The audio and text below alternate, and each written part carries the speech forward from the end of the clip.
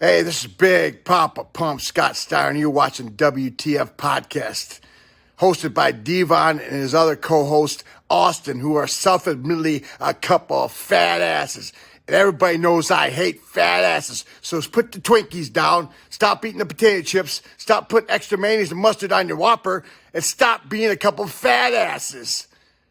Also, Devon says Austin is an AEW mark. But it doesn't matter because you guys are still fat neckbeard asses. Fat asses. And everybody knows I hate fat asses. Welcome to the What the Fuck podcast. I am tired as fuck. But we're still doing this. You asshole. Welcome to episode number 48. Ladies and gentlemen, we are two episodes away from the grand special of episode number 50. We're 2 episodes away, Austin. Can you believe it? Yep. Yes, sir. Yes, sir. And we still have nothing planned for episode 50. So, fuck it. Maybe we'll get a new intro. Maybe we'll get fucking Brad Jones to do our intro, or fucking Adam Sandler. I don't know. I did see EFFY is available on Cameo. Nah, I'll actually kill you. I saw Danhausen is on there, Austin. He's like $90. I'll actually smack you. But yeah. Welcome to episode number 48 of the What the Fuck podcast. We got a lot to talk about today. Well, not like a lot, but decent few topics. We're going to be talking about some familiar folks that we've talked about on the podcast before. And we're also going to be talking about some people who we talked about last year on the podcast when they got released. Now they're back. So, got that to talk about. Also, got to talk about some AEW stuff. So I know Austin will have fun with that. I fucking hate you when you say that shit. So what would you like to start off with, Austin? We got a lot of pressing topics here that can send you in every which direction. Before we get to the bad returns, let's get to the good returns, please. Alright. So we talked last time on the SummerSlam review that Yoshirai and Dakota Kai returned at SummerSlam. So that was good, obviously. Then we had Karrion Kross and Scarlett return on Friday on Smackdown the following Friday. Mm-hmm. Legitimately, when the podcast went up, fuck you, Trips. Why would you do that? Literally, like, almost exactly a week after we watched the Ric Flair's final match show that Kross was on. Yeah. He showed up on fucking Smackdown. Yeah. But that's good. Kross is on Smackdown. Apparently their plan is to do, apparently their plan is to, for Extreme Rules, they want to do, it says the main event is slated to be Kross versus Drew McIntyre. Okay. So, don't know when Extreme Rules is, though. But, no.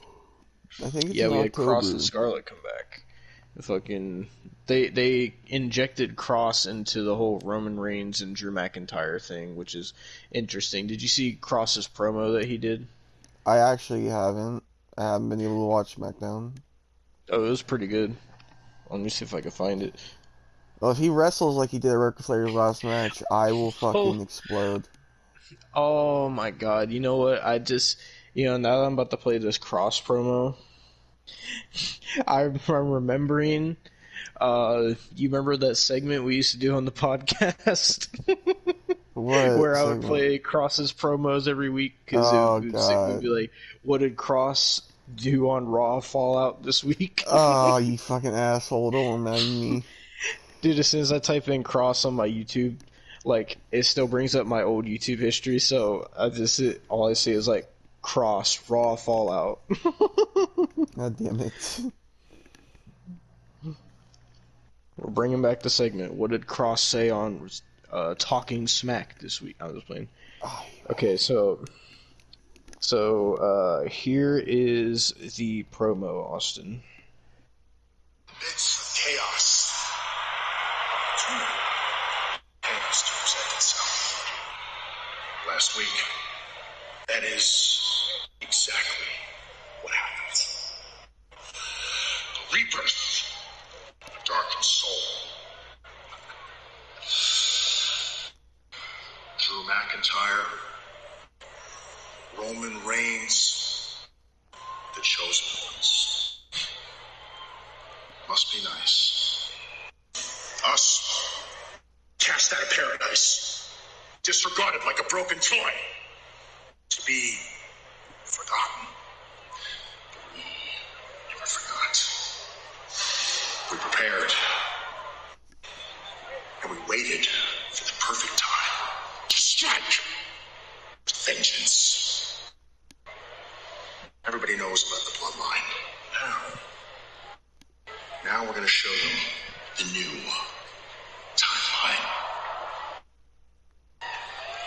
Because no matter where the time is told, in the end, everybody pays the toll. TikTok.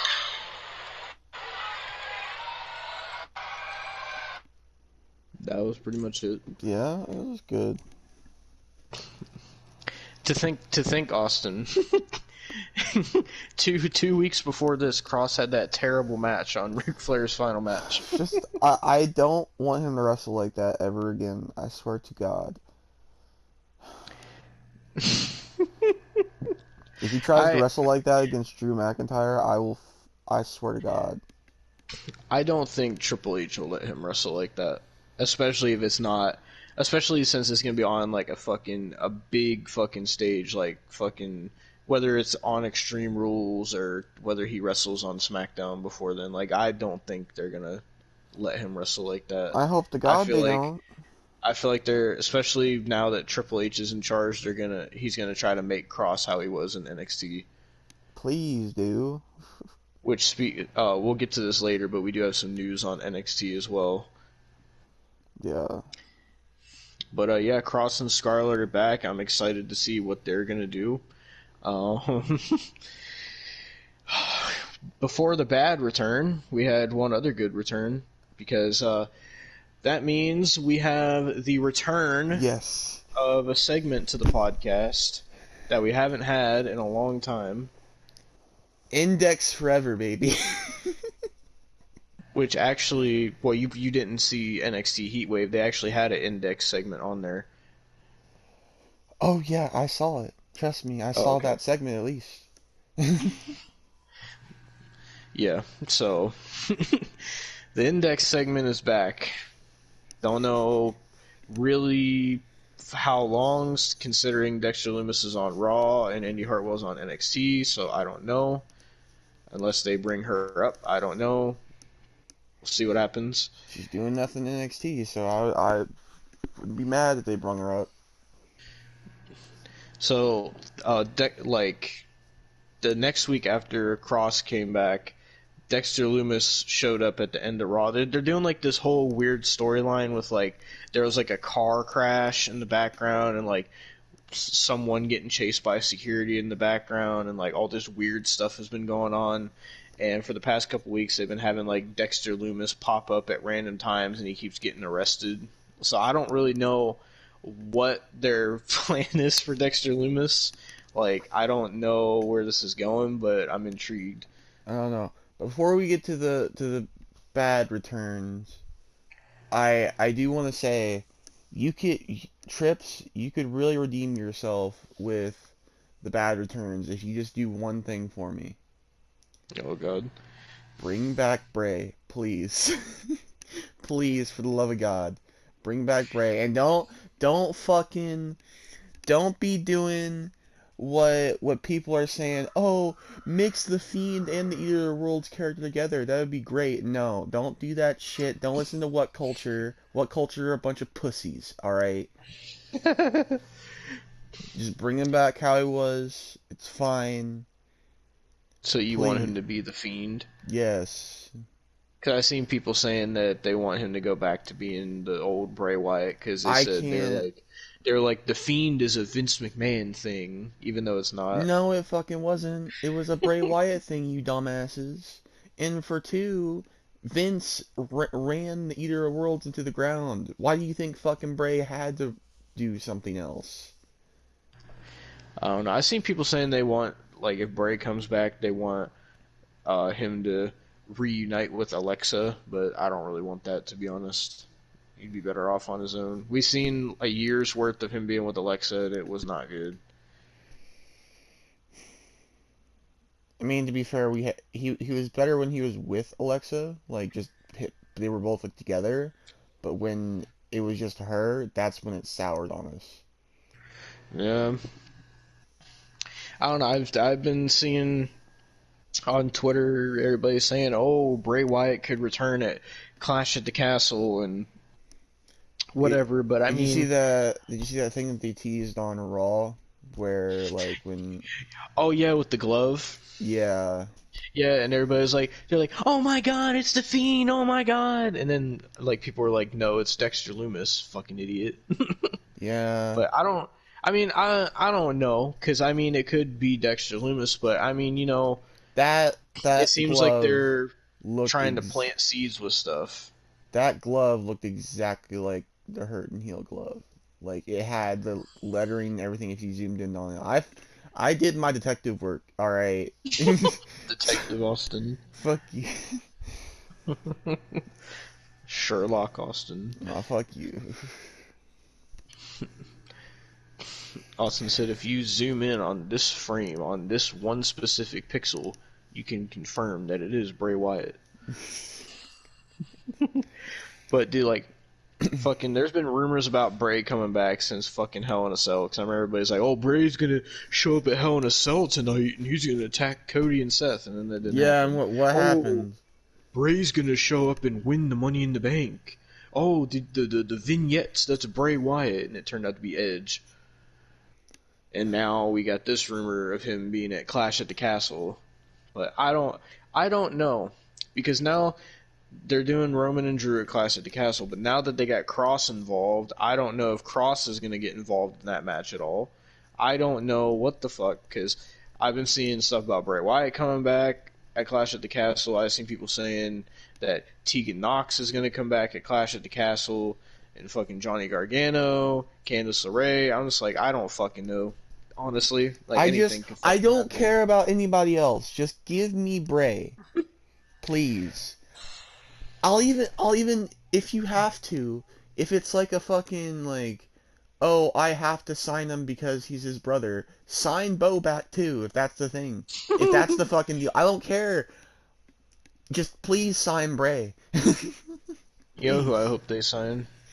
Who? Tennille Dashwood. She's still signed to Impact, motherfucker. God damn it, she's dating Madcap Moss. I can hope.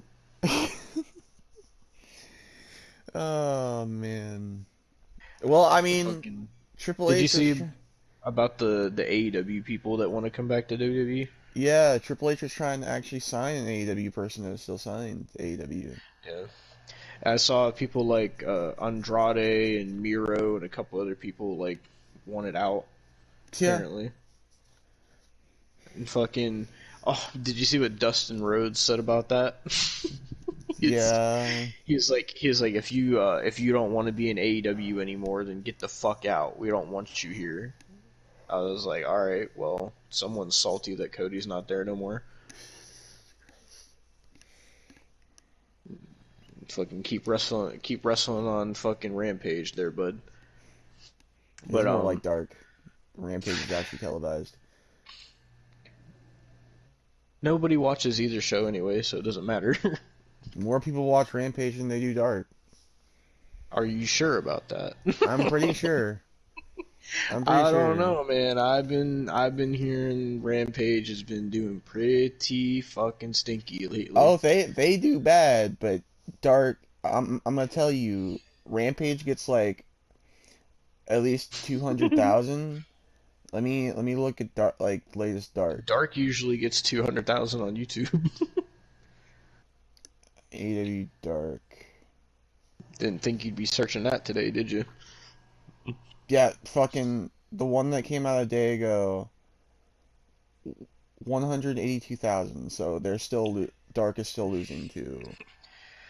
You know what's crazy? Fucking, we'll be talking about it in a little bit, but I saw NXT Heatwave had like almost 800K viewers, I think. So they had almost as much as Dynamite's been having the past like couple months. And I was like, damn, that's crazy. But we'll talk about AEW here in a minute. But we got one more return to discuss that happened. Oh, and, I don't have the energy, man. God damn it. This was probably the return Austin was the most excited for. I was not. I was no. Fuck you. Fuck you. So, if you don't know who we're talking about, basically on SmackDown, You know what? No, I'll just say it. I'll just okay. say it. I'll Okay, just say it. Go ahead. I'll just say Take it away, fanboy. No, I'm not no fucking fanboy. For this fucking fat neck beard that thinks he could goddamn rap, this fucking dollar store hooker, and the goddamn fucking whatever the Adonis. Fuck you, Hit Row. Why? Why, Trips, would you bring this back of all things? Hit Row. Fuck you. Fuck you. Didn't you miss Top Dollar, Austin? No. What about Beef? She's a dollar store hooker. Jesus Christ. But doesn't you gotta admit one thing. Don't they look strange without fucking Swerve with them? I never cared. Cause I got used to it being a 4-man group, and then when they came back, I was like, oh yeah, Swerve's in AEW. I completely forgot. See, the thing is with Swerve, he never fucking did anything but wrestle. So now, all it is, all the group is just B-Fab's hooker twerking, fucking Top Dollar running his goddamn mouth like a fucking bitch he is. And then Ashante the Adonis, or what the fuck ever his name is, just sitting there. You know, I'm getting flashbacks to when we watched NXT last year. You remember when we watched that fucking Hit Rose freestyle celebration when Swerve American title? Oh, that was so bad, man. Like, come on, you couldn't let me have this to where they didn't have to get re-signed. I swear to God, why? Why, Triple H? Why would you... Well, to make it worse, I saw rumors that Triple H wants to bring back Nia Jax and Braun Strowman. If you fucking do that, Triple H, I will fucking slap you. I swear to God, we got rid of most of the shit last year. We actually we got rid of some good talent, sadly, but we got rid of pretty much all of the shit last year. And I swear to God, if you bring it back willingly, oh, I will. I don't know. I feel like I don't feel like the Nia Jax or the Braun Strowman one would happen, mostly because of how fucking obsessed Braun Strowman is with control your narrative. Because I saw some shit where Bayley tweeted and all she said was like control or something, and Braun Strowman commented and he was like, your narrative, and everybody was telling him to fuck off. And fucking Nia Jax, I mean, she was supposed to wrestle on the fucking Authors of Pain's fucking wrestling event, and then she just no-showed it. So, I don't know. But, I mean, on my side of things, I hated Hit Row before you did, really. I still do. So, I've been thinking about it. I saw their match, it was okay. I am willing to give them a chance. Here's the thing. Here's the thing, though. They were facing jobbers. You can make anybody look good. You can make fucking Eva Marie look good against a jobber. Alright? I don't know about that. No. You could. You really could. You really could. All I know... Unless the jobber was Jenna Maraskis, I don't think anybody could make Eva Marie look good. Sorry, I Well, had to bring up Jenna Mariskis. I don't fucking like goddamn BFAB, so you know. I don't know if she's just gonna be their valet or if they're actually gonna have her wrestle. Either way, she's gonna be a dollar store whore. Don't you want to see BFAB versus? Oh God, I just realized BFAB and Ronda Rousey are on the same brand. Yeah. Hey, Don't you you wanna wanna know? see Wanna know that? something worse? Wanna know something worse? What? So I was watching a video the other day, and it said like, oh, top like interesting star has a match in WWE, like a WWE dark match. And you wanna know who it was? Hello? Who was it? Brandy Rhodes. Who was it? Who was it? Who was it? Brandy Rhodes. Oh. So, not only do we have BFAB back, not only do we have Ronda Rousey still on the fucking roster, the worst women's wrestler I've ever fucking seen, the worst wrestler I've seen. Now we have Brandy fucking Rhodes getting dark matches, which scares the living hell out of me. Because I'm sorry, for if me- I have to sit there and see Brandy Rhodes come out and say, "Oh, you're a black belt. No, I'm a black bitch" on WWE television. Oh, I I saw that someone made that a meme on Twitter. I They're will making a bunch of Brandy Rhodes memes. I will legitimately jump off a bridge. Like I can't. So for me personally, I would be fine with Brandy only if she was just managing Cody. Like I would be able to tolerate her then, but if she's actually gonna wrestle, that's gonna be terrible. Yeah, she had a dark match, so Oh, I wonder who it was against. I don't fucking know. I mean, I could pull up the video by Pro Wrestling Unlimited. But do you really want to? Other students, live event. I guess so. Austin is a Brandy Rhodes fan. Hey guys, Confirmed. say man, Fuck this you. is Wrestling Unlimited as an unexpected name. Actually, I Ew, guess you what could is say his reportedly voice? made their in-ring debut this week, Don't know. and it was for WWE. Pro According to a report from Wrestling Mike Johnson over at Unlimited. PW Insider, Johnson states that Brandy Rhodes actually wrestled a match last Friday, August 12th at the WWE Performance Center. A WWE will frequently hold in-house live events and did one last week for talent they're developing. What they do is they put on a quote-unquote live event. All the other students and NXT wrestlers sit as the crowd, and they go on and put on these shows, and Brandy actually worked one of these matches. This would actually be technically the first match Brandy Rhodes has worked since back in January when she took on Kylan King at an AEW event. Brandy has been training at the Oh, Nightmare not Factory, Kylan keeping King. in ring, I guess you I can say, heard she's shape and ready, terrible. and now she's doing stuff with WWE, so it's only a matter of time before maybe she returns to the ring for WWE. Now, correct me in the comments if I'm wrong. Brandy never worked a match for WWE, correct? I think. I don't remember ever Brandy Rhodes, or should I say No. Eden Styles back in the day, working a match for WWE. She was always just either a backstage interview person or the ring announcer. So with that, if we do hear anything So do you further think on they'll what make this her could lead to as Brandy far as Rhodes in Brandy WWE, or do working you a think she'll match be at a Eden Performance Center level? Styles? She's gonna have to be Brandy Rhodes because I know for a fact Cody coming there, she's gonna have to be Brandy Rhodes, and I just hope to God, I really hope to God, she's not like she was in AEW. I really hope, man. I really hope she doesn't actually wrestle. Please don't. I'm already in enough pain, man. Austin, what if they continue Rhodes to the top in WWE? Shut the fuck up. Just shut your fucking mouth. Would that be the first time like a fucking reality show would be like one season's ran by one promotion, then another one's ran by another promotion? Yes.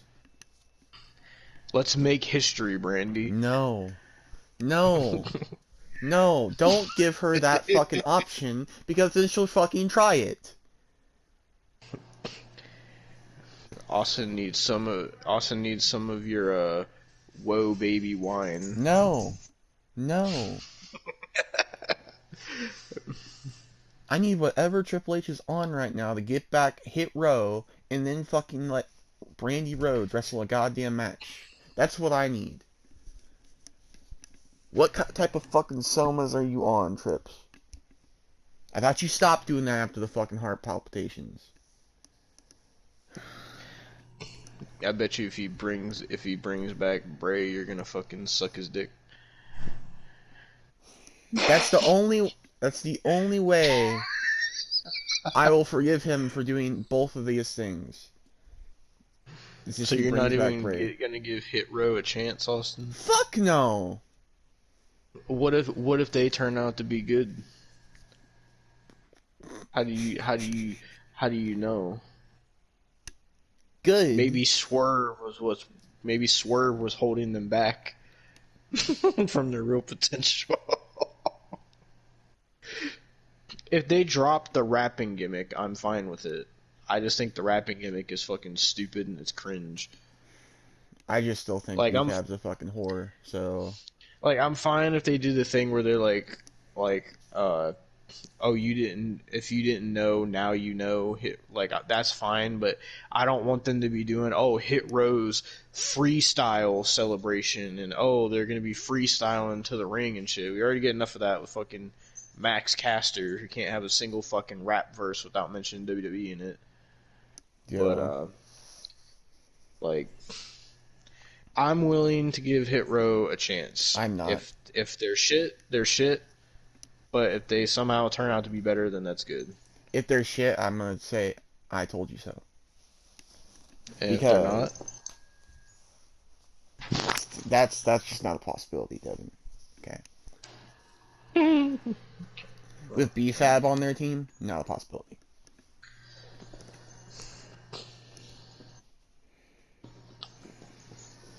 So we talked about Bray and all that, but so what would you think if they brought Tegan Knox back?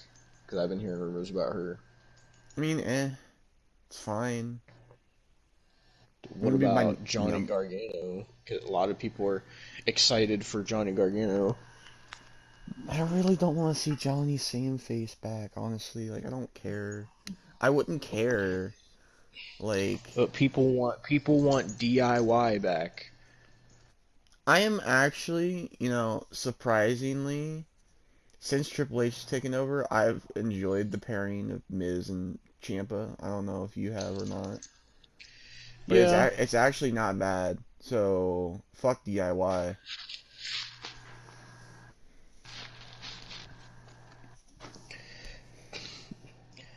What about Candice LeRae, Austin?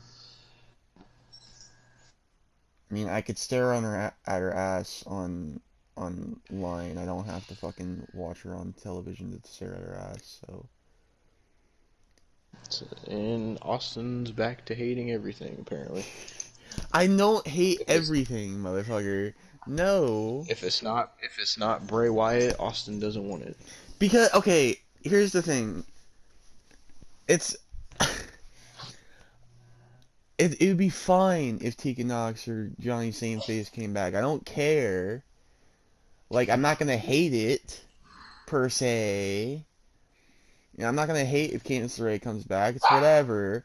But, like, I don't personally have... I never really, like, enjoyed too many of their matches. Like, when they were on main roster, like, they were good. I can admit that. But you remember the Johnny Gargano matches we went through. You remember that. Johnny Gargano versus Bronson Reed, that was terrible. Yeah. Like, that was actually bad. The last Johnny Gargano matches I really remember enjoying was him versus Ciampa, him versus Ricochet was pretty good, and him versus Andrade was good. And this is all back in, like, 2018, 2019. The fucking, when was the Ricochet one? 2019, I believe. Okay, I guess I could throw the fucking match in there where it was fucking Cross versus Johnny Gargano versus Adam Cole versus whoever the fuck else was in that match, I the think it Fatal was Pete 5-way. Dunne. Yeah. I don't know. It was hard to care about Johnny Gargano and them at the time because that's when they started the Way group and shit. But Yeah, and the only part of the way that I enjoyed was Indy Hartwell and Austin Theory. So Austin, if Johnny and Candice come back and they bring up Indy Hartwell, we could get a reunion of the Way on the main roster. why? And we could get the Way versus Hit Row. Why? Because You that's realize, what you want. no, it's not. Fucking Austin Theory is arguably a way better star than Johnny Gargano. I'm sorry. I'm just gonna say that.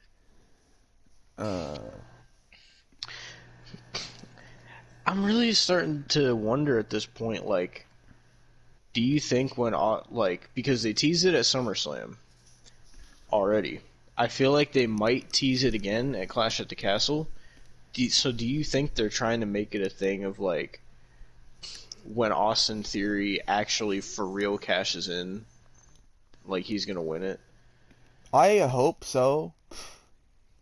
I mean, he just got a win off Dolph Ziggler on Raw, on the main event of Raw. It was a really good match. Fucking man, Dolph Ziggler's been all over the fucking place, man. He's stuck in that team with Bobby Roode and then went down to NXT for no reason, became NXT champion, lost it, came back up, now he's doing this shit. Like, what is 2022 Dolph Ziggler? What is Dolph Ziggler in general right now? I don't think Where's Robert Roode? I don't know. I don't think we've where seen the a fuck- consistent Dolph Ziggler probably since legitimately 2016. I don't think we've seen a consistent Dolph Ziggler. Can we bring back the glorious one, Bobby Roode, please? I mean, when I went to that live event, he had his glorious theme back when he wrestled Beer. Speaking of Bobby Roode, I saw that fucking James Storm said he would be.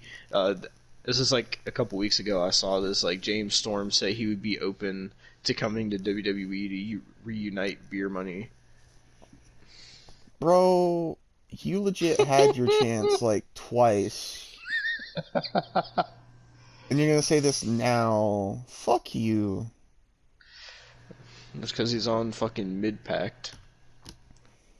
That's where he always ends up, man. He'll go to NWA for like a year, and he'll always end up back in fucking mid-pack, dude. But Austin, what if James Storm came to WWE, but he didn't come alone? What if he brought Braden Walker? Nobody wants Braden Walker back. Oh, you know you do. No, I don't. He's a meme, sure, yes, but no. I'm sorry. Come on, man. Braden Walker would be a bigger return than The Fiend. Come on now. Oh, you're fucking high now.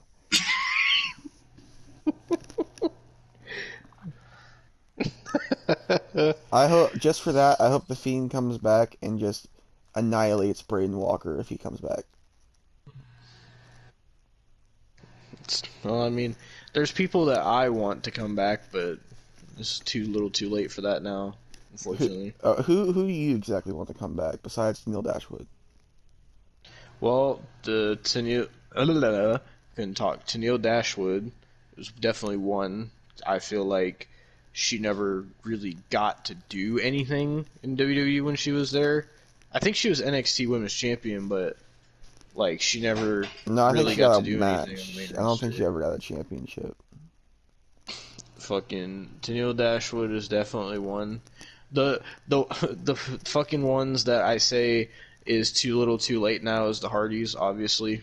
So one, because I don't know what the fuck's going on with Jeff. I don't know if he's in rehab or what the fuck's going on. I don't know if he's even gonna come back to AEW. I don't know. Fucking, and then Matt is just he's too far gone for me at this point. all he's been saying is how much he loves AEW, and yesterday he was talking about how he would put the Young Bucks on his Mount Rushmore of tag teams and shit, and I was just like, man, like, I can't do this with you no more, Matt. like, oh man, and you know, it's sad because, hold on, my dog's barking. It's alright.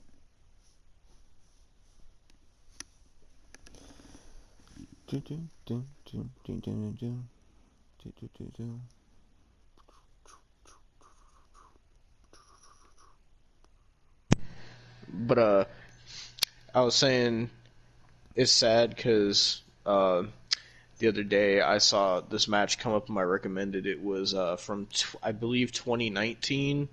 It was the Usos versus the Hardys on Smackdown. I forgot how fucking great that match was, and I was watching it, and I was like, man, like, I really sat there. I was like, man, like, Hardy Boys, the fuck are you doing, man? Like, and then I was like looking at some of like Jeff's last WWE stuff, and I was like, man, like, there's like potential for something there. It seemed like there was starting to be potential for something, and he just fucking left. And I was just like sitting there. I was kind of like disappointed. I was like, man, like, look at him fucking now. Like, Oh shit, sad. I have 2 breaking news. One's for the canceled segment, so there's a 3rd canceled person. Oh, great. Breaking news, Mark Andrews has left WWE after That's 6 surprising. years. He ain't done shit in 6 years. Was he in He- NXT UK? Yeah, it says his Oh, only that's why. accomplishment was the NXT UK Tag Champions with Mark Webster Yeah. or some shit. Yeah, you know, as much as I like WWE, I can admit nobody fucking watches that show. That's like WWE's like Rampage. Yeah. I mean, he got hopefully with what they announced that they're doing, hopefully it'll be better. shit. I But just realized he got in the worst game possible too. He was only in 2K20. yeah, I was wondering if he was still there because I was playing Supercard the other day and I got a Mark Andrews card and I was like, didn't he leave like 3 years ago? No, apparently he Like, left today. oh well, he'll show up in AEW and then he'll get a fucking big pop and then fucking be relegated to dark. You know, the usual. Oh god, apparently a lot of these NXT UK guys are leaving. What the fuck? Jack Stars. I don't know who this fucking guy is, but he says I'm I grateful. don't either. I'm just scrolling. Oh, there's another one. Amale Dib is a female. A lot of people are leaving. Shit. So I'm wondering if are they leaving or does it have to do with what they announced? Oh yeah, okay. Sean Ross Sapp. There are some NXT UK releases happening. Flash Morgan Webster confirmed his. Okay.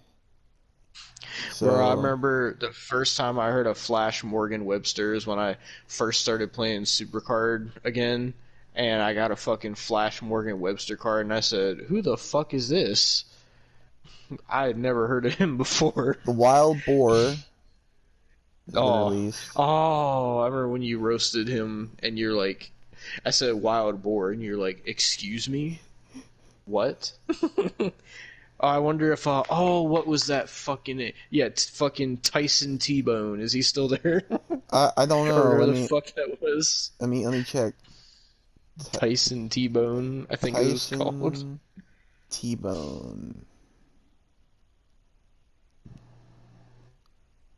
I swear that I thought that's what the name was. It was something T-Bone. Because I remember you were in awe at how stupid some of the names were.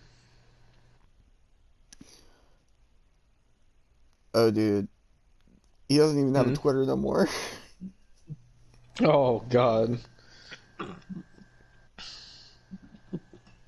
Well, that's crazy how we talk about returns and now we're talking about fucking releases again. That's great. Yeah, fuck. I mean, they're NXT UK though, so I don't think anybody really cares.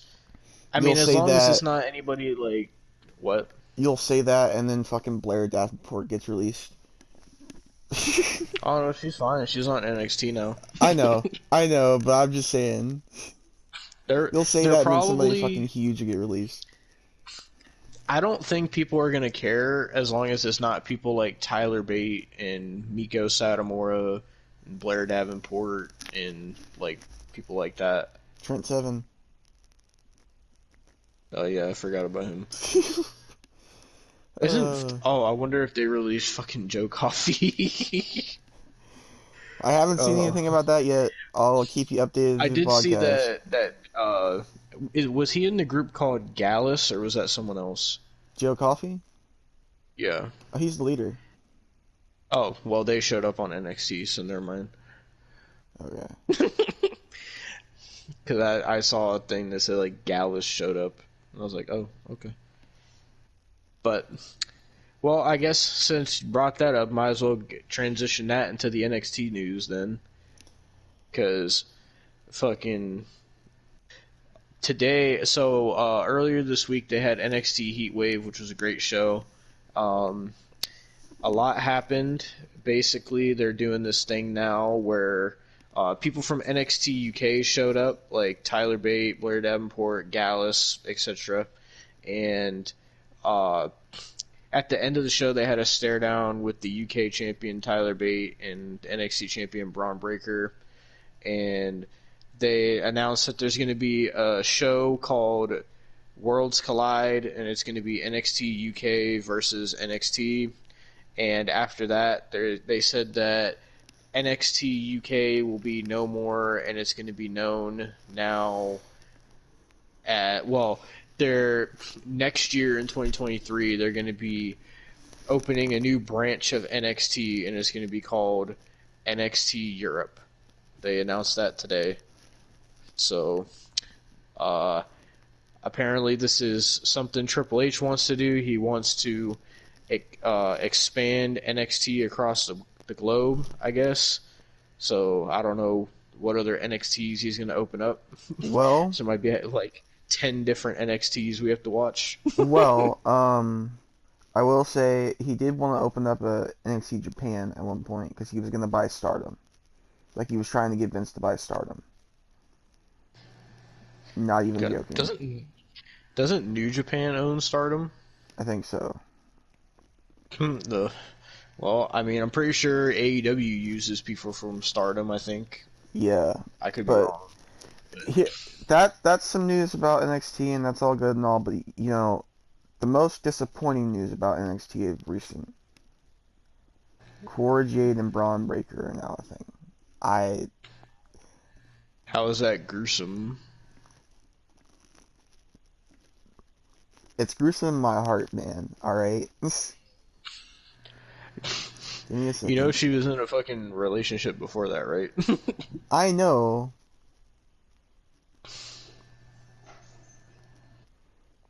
Aren't you But, happy she's gonna be getting hit with the Steiner recliner now? It should have been me. It should have been me. It could have been, but you were too busy dreaming about Rhonda, unfortunately. Nah, fuck you. But yeah, Braun Breaker's dating Cora Jade. I And guess Austin's heart was congrats. crushed. I guess congrats. That hurts to say. Well,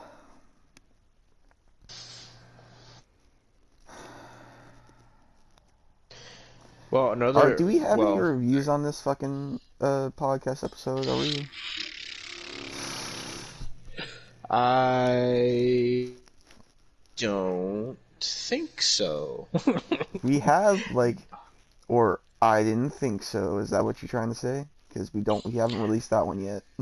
Oh yeah, there is that. But I was gonna say we already put out all of the Stranger Things 4. We did all the WCW we had, right? Oh no, we didn't do Super Brawl yet. There's a couple WCWs I think we still have. We gotta watch some more WCW. Goddamn it. Yeah, I get it. We gotta get our fix of WCW. We haven't done it in a couple weeks. But well, do we want to get to the cancel segment, or Well, the cancel what do we segment's want going to be do? long, and we have to talk about AEW too. The cancel segment's going to be a lot longer because... I mean, do you want to just save the fucking AEW shit for the last thing? Because I know you want me to fucking rant on that. I mean, sure. The cancel segment's going to be 3 people. Two of which we discussed before in we previous discussed episodes. the other one too. Pretty extensively. Oh, discussed the other one too. Not in the cancel segment. We got but... some. We got some. It's just well, no, never mind.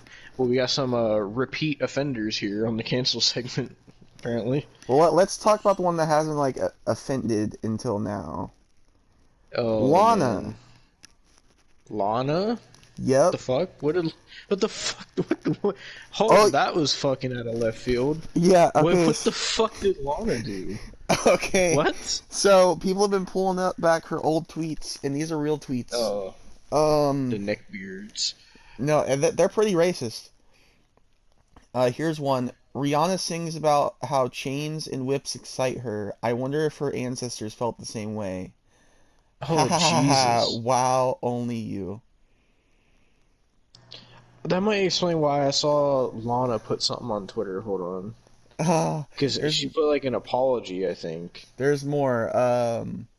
Somebody put, hilarious how white people look around, check to see if there's any black people in the room, breathe in sigh of relief, and then joyfully use the N-word, shaking my head. And Lana replied, OMG, you are she so deleted racist. her apology. LOL. And you say I am racist. LOL. Incredible. That is a funny story, though. Here's another tweet from CJ Perry. This is a recent. Only in ATL do I see dark-skinned black people coming out of a tanning bed. That's truly interesting. So, I saw yesterday that she did like a whole apology thing on Twitter, and I just now went to go look at it, and like it says the tweet has been deleted. So, I guess she deleted her apology. From what I remember, I vaguely remember, because I just kind of scrolled by it. It says something where she's like, oh, I never intended to offend anyone, and I always try to spread positivity on my social media, or it was something like that. It's kind of like the token like apology that you see from like YouTubers and shit. She also replied to BET Music. They said, "What are you sick and tired of, and why?" And fucking Lana replies that rappers/hip-hop stars only use black people in their videos. There are more ethnicities in the U.S. Why be so narrow-minded? Like, what years are those tweets from? Let's see. The first one was from 2011. God damn, that's a long ass time ago. There's one from 2012. God, that's like fucking 10, 11 years ago. Jesus 2010? Christ, Oh, it gets worse. Digging, 2010. 2009 is the farthest one. Jesus Christ. You know how many fucking tweets people had to scroll back through to get to that? Holy shit. That's dedication to go back that far. Jesus Christ. Jesus. Some people must have I don't agree with what she said or anything, but some people have like so much time on their hands to scroll back that far. Oh Holy my shit. God. Somebody said Lana quite honestly the standard Facebook mom. I remember when that kind of thing happened to fucking I'm sure we all remember what happened to Mr. Lars Sullivan. Oh. That kind of same thing happened to him, where people scroll back through his tweets like 10 years ago, where he was like talking. I believe he was like talking sexually about Stephanie McMahon's breasts or something, and they found like a gay porn that Lars Sullivan was in, and all Along this with all shit. the homophobic slurs that he was using, as well as being Yeah, in the gay porn. yeah. Oh man. Well, I'm pretty Well, sure that that's the first time Lana's been on the cancel segment, I think. yeah. Do you want me to read the one that I have, or do you want to Well, you want to isn't the go with the? is it the R. Kelly Huh? one? Yes. Then okay, I yeah, could read go both ahead. if you want. I mean, go ahead. This is fine. Well, because the one after this obviously is the biggest one, because it's like we can't stop talking about the guy. So, fucking. So this news came out. Keep in mind, we talked about R. Kelly before. He was sentenced to 30 years in prison. Uh, so this comes from uh, Rap TV. Oh Sorry. God. And it says jurors to be shown video of R. Kelly allegedly having sex with a minor. The video shows Kelly having sexual contact with his then 14-year-old goddaughter. Come So on, apparently, man. for Bro. for whatever reason, they're they're gonna be showing that to the jurors. You I realize doubt they want to see that, that but makes it like it's already bad enough that it's pedophilia. That makes it worse that he was his yeah. goddaughter, dude. What And it's the on video. fuck? Oh, bro. You're gonna make me They're puke. gonna be playing this. They're gonna be playing this to the fucking jury. Oh my Like, fucking you god. imagine you, Why? Austin. Imagine you get called for jury duty and you have to come in and essentially watch child porn. Oh, that's Holy shit, fucked. man! That's actually Like, fucked. holy shit, dude. Why are you doing this? There's already enough evidence. He's already in He's already jail. Just stop. like, like, are they gonna like once they watch this, are they gonna give him a longer sentence? Like, I don't know what they're gonna do to I him. That don't he's already know. been prosecuted. I have no Unless clue, dude. they just give him like life in prison for it. I don't know. I mean, because he's not going to get out till he's 85 anyway. Because he's 55 right now. And he's in there for 30 years, so he's going to be old as fuck when he gets out. But if more stuff like this is still coming out, you might not be getting out. Jesus. Jesus. Oh Jesus fucking man, Christ. dude.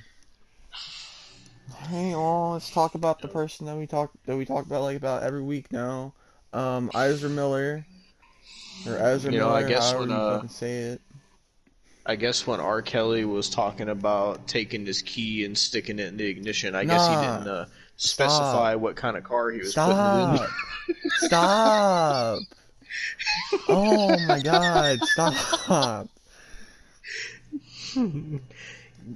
R. Kelly said, "Let me get that toot toot. Let me Oh get my that fuck, beep beep." stop, bro. Oh man, he's probably getting that toot toot and that beep beep in prison right now. Oh my fucking God, dude. Okay, Ezra Miller. First of all, So, before we get to what Devin reads, he got mhm. charged with burglary. I can't fucking say words. burglary. Fuck you, burglary. Fuck you. I can't say words right now. I'm fucking tired. Burglary.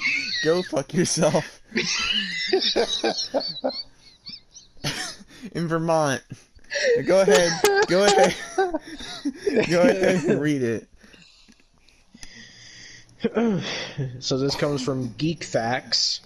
Ezra Miller's statement. Ezra Miller said, having recently gone through a time of intense crisis, I now understand that I am suffering complex mental health issues and have begun ongoing treatment. I want to apologize to everyone that I have alarmed and upset with my past behavior. I am committed to doing the necessary work to get back to a healthy, safe, and productive stage of my life. That's what Ezra Miller said. That was his statement. It's okay. He'll fucking like choke a bitch in like 2 weeks. It's fine. It's fine. Do you think he'll commit any more burglary? Fuck you. Fuck you. Save that clip. Alright, fucking after that fucking asshole move, you dickhead. Okay, so I have some more breaking news because I've been scrolling on through Twitter while we fucking like do this. So you heard about the Warner Bros. And HBO like Discovery like merger, correct? No. I It's been a heard whole. about Warner Bros. Canceling a bunch of shit. Well, okay, so the reason they're canceling a bunch of shit is because Discovery is merged with them now, so now they're Warner Bros. Discovery. And basically they're canceling a whole bunch of shit, everything like that. But they're gonna be merging HBO Max and Discovery Plus together, right? So this is the stuff that Why? don't fucking know. But this is the stuff that they're taking off of Discovery Plus and HBO Max because it doesn't fit apparently in the plan. Infinity Okay. Train, close enough. Both I think were HBO Max exclusives, so that's like fucked. That might be lost media now. Who fucking knows? Uh, Aquaman, King of Atlantis, Summer Camp Island, The Not Too Late Show with Elmo, Yabba Dabba Dinosaurs, Tig and Seek. What the fuck is Yabba Dabba Dinosaurs? I don't know, but they're taking it off. Are you sure it wasn't burglary? Yeah.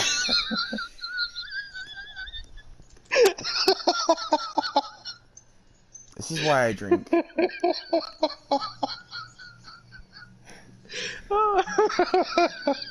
And select Sesame Street specials. Select Sesame Street. They still make Sesame Street? Yeah. Did you not know that? No, I thought they haven't made Sesame Street in years. No, it's still ongoing. Jesus Christ, do they still use like the puppets, or is it like cartoonish now? Puppets. Jesus.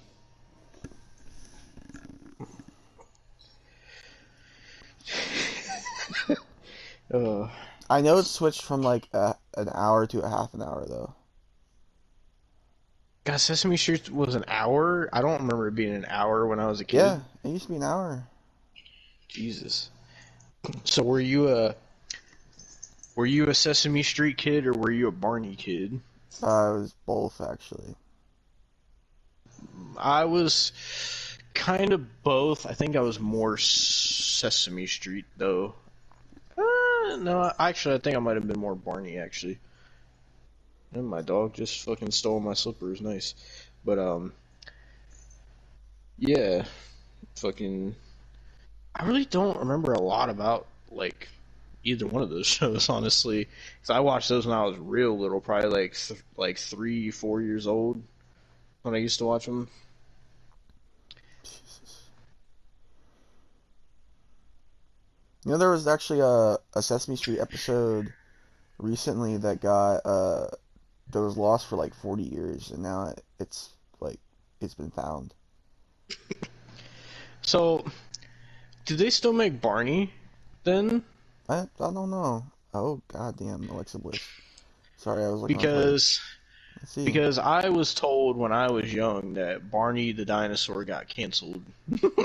Barney and Friends. 14 seasons. It went from 1990 to 99, and then it went to a run from 2004 to 2009. So did the show get canceled? Yeah, in 2009. Did it say why? Because I was told one reason when I was a kid, but I don't think it's true. 'Cause it Why? sounds so stupid. Did Barney and Friends... Why are you making me look this up?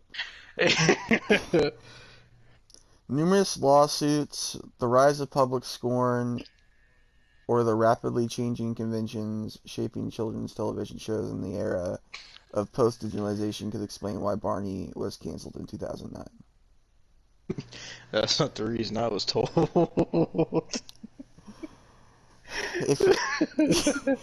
Oh god, there's a creepypasta about why it was canceled. Oh god.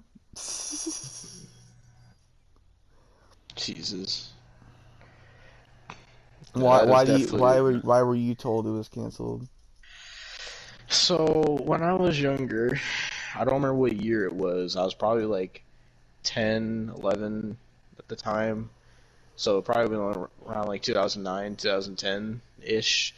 And I remember my friends at the time told me that they knew that, I don't know how the conversation came up, but they said that they knew that Barney got canceled, that they don't make the show anymore. And I was like, why did Barney get canceled? And they told me, keep in mind, I don't know where they got this from, but they told me the reason that Barney the dinosaur got canceled was because on one of the episodes that they aired, apparently Barney apparently whoever was in the Barney costume that plays Barney apparently was walking and apparently like tripped on a stick and like fell and hurt himself, and he started cussing out the children.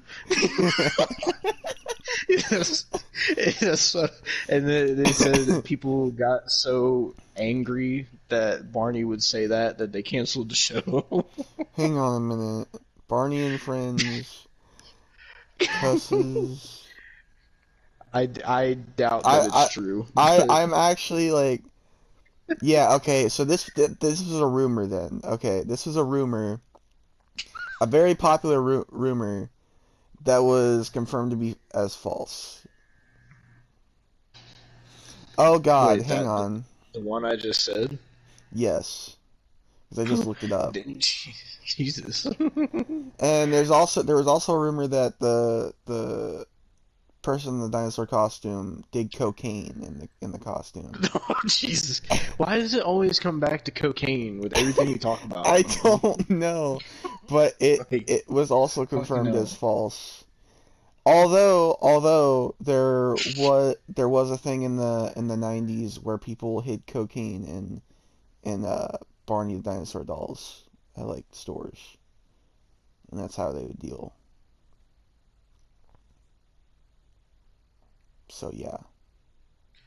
You just completely cut out. Oh, although the cocaine thing wasn't true, there was actually a thing in the 90s where like dealers would like hide cocaine in Barney the dinosaur dolls and deal them in dolls. So people would just go like people would just go like to a curb and be like buying Barney the dinosaur dolls with cocaine in them. That was a thing. I'm not joking.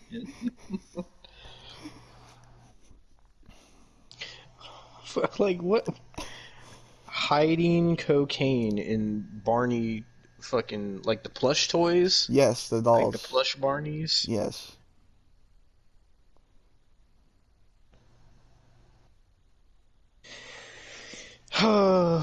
Jesus. So I just went into Google, I typed in Barney the dinosaur, like, conspiracies, just to see what comes up. Oh no. Hold on, let me, I didn't spell it right. Conspiracies. There we go. That's how you spell. One rumor proposed that Barney the dinosaur was based on a 1930s serial killer. What?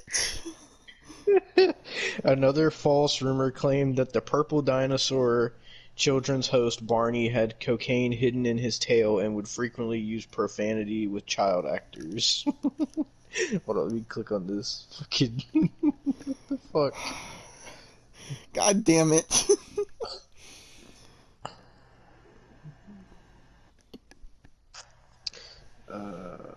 trying to. This thumbnail is gonna. One of the most widely distributed works of anti-Barney humor appeared back in the 2001 book Science Askew, which determined that a phrase describing Barney contained a chronogram in the Book of Revelations, Number of the Beast. So apparently in this fucking science book, the name that describes the chronogram that describes Barney apparently is 666. Oh my god. Somebody made a parody of fucking the I Love You song. Do you want to know what it's called? It's called Barney's What? Dead. And here's the lyrics. We hate Barney. I hate you. You hate me. Let's get together and kill Barney. With tanks of water and What? acid, he will drown. Barney escapes, but he falls down. I hate you. You hate me. Let's get together and kill Barney. With a big, great knife on his head. Barney's bloody because he's already dead. What the fuck? It still goes. I hate you. You hate me. Let's get together and kill Barney. With his big dog leash around his neck, he'll sure make you say, what the heck?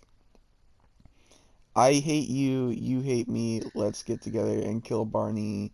When he's skiing, let's make an avalanche. And then he'll get hit by a big tree branch. What the fuck? So here's some things. In 1998, at a post office in Texas, a drug-sniffing dog detected 2 pounds of cocaine hidden inside a talking Barney doll, which was being shipped to Minnesota. Officers of the law followed the package to its destination, where they arrested 3 men on federal charges for possessing and the intent to distribute cocaine. In 2001, Charleston, West Virginia, 4 members of the same family pled guilty to federal charges of conspiring to sell cocaine and 2 prescription painkillers that police had discovered stashed inside a Barney doll. In 2004, in Pawtucket, Rhode Island, more than $2,000 was found inside a plush stuffed Barney doll at an apartment inhabited by a family with 5 children. The kids' grandmother and their mother's boyfriend were charged with the possession and intent to distribute cocaine, and the youngsters were taken into the care of the state's Department of Children, Youth, and Families. 13 grams of cocaine were discovered inside the stuffed animal, more than 30 grams of cocaine in a flower pot, and more than 50 grams of cocaine and marijuana inside a dresser drawer. What the fuck? Oh, fucking Barney. Like, what? Like, what the fuck? As for the Barney cusses on TV rumor, it circulates in 2 forms: that a pain-riddled Barney who had tripped and stubbed his toe let loose with a few profanities. That's the one I heard. Or that an enraged Barney cussed out a child who had unwittingly stepped on his tail during a shoot. The specific origin of this rumor is unknown.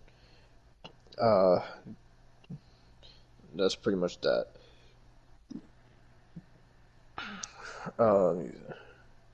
Okay, other rumors about the purple dinosaur include Okay. the man in the Barney suit. The man in the Barney suit is a child molester. Oh my fucking god. We need to stop. We need to stop.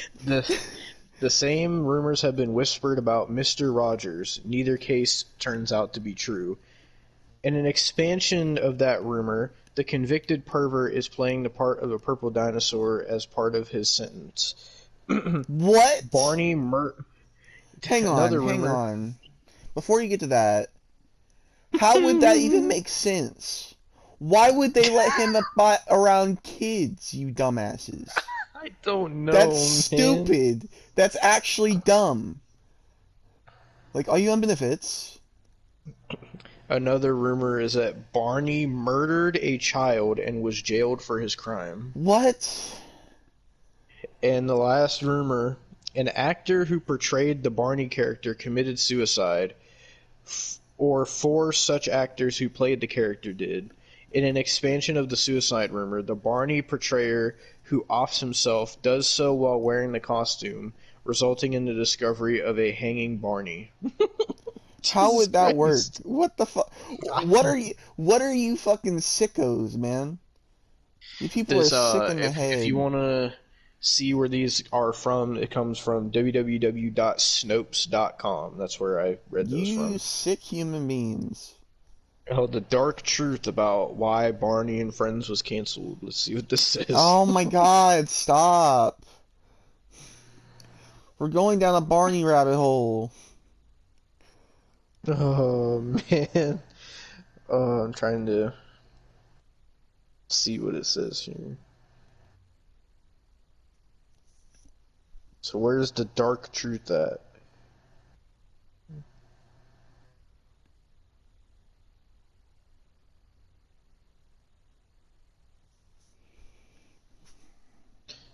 Okay,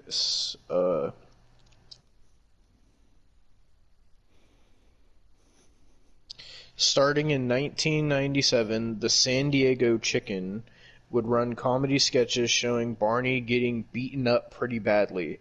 The producers obviously saw this to be unfit to the true message of the show. In 2001, a comedy website would post a guide to killing Barney by the name of 150 Ways to Kill the Dinosaur. This prompted legal action from the show's producers. Beyond live comedy sketches and books, there are also YouTube videos and other websites. These range from a video called Barney Blown Up to DustyFeet.com. What the fuck is DustyFeet.com? Dusty Feet is a web-based cult promoting the termination of Barney. Jesus Christ. Basically, there's a lot of content out there promoting the killing off of a wonderful children's influence. Jesus. Essentially, with so many lawsuits and public scorn, it's no wonder why the show was pulled off the air for good. There's more, though, and it gets questionable. In 2018, Business Insider would publish an interview with the actor who played Barney, David Joyner. The title was, "The actor who played Barney is now a tantric sex specialist who charges $350 a session and advises against condoms.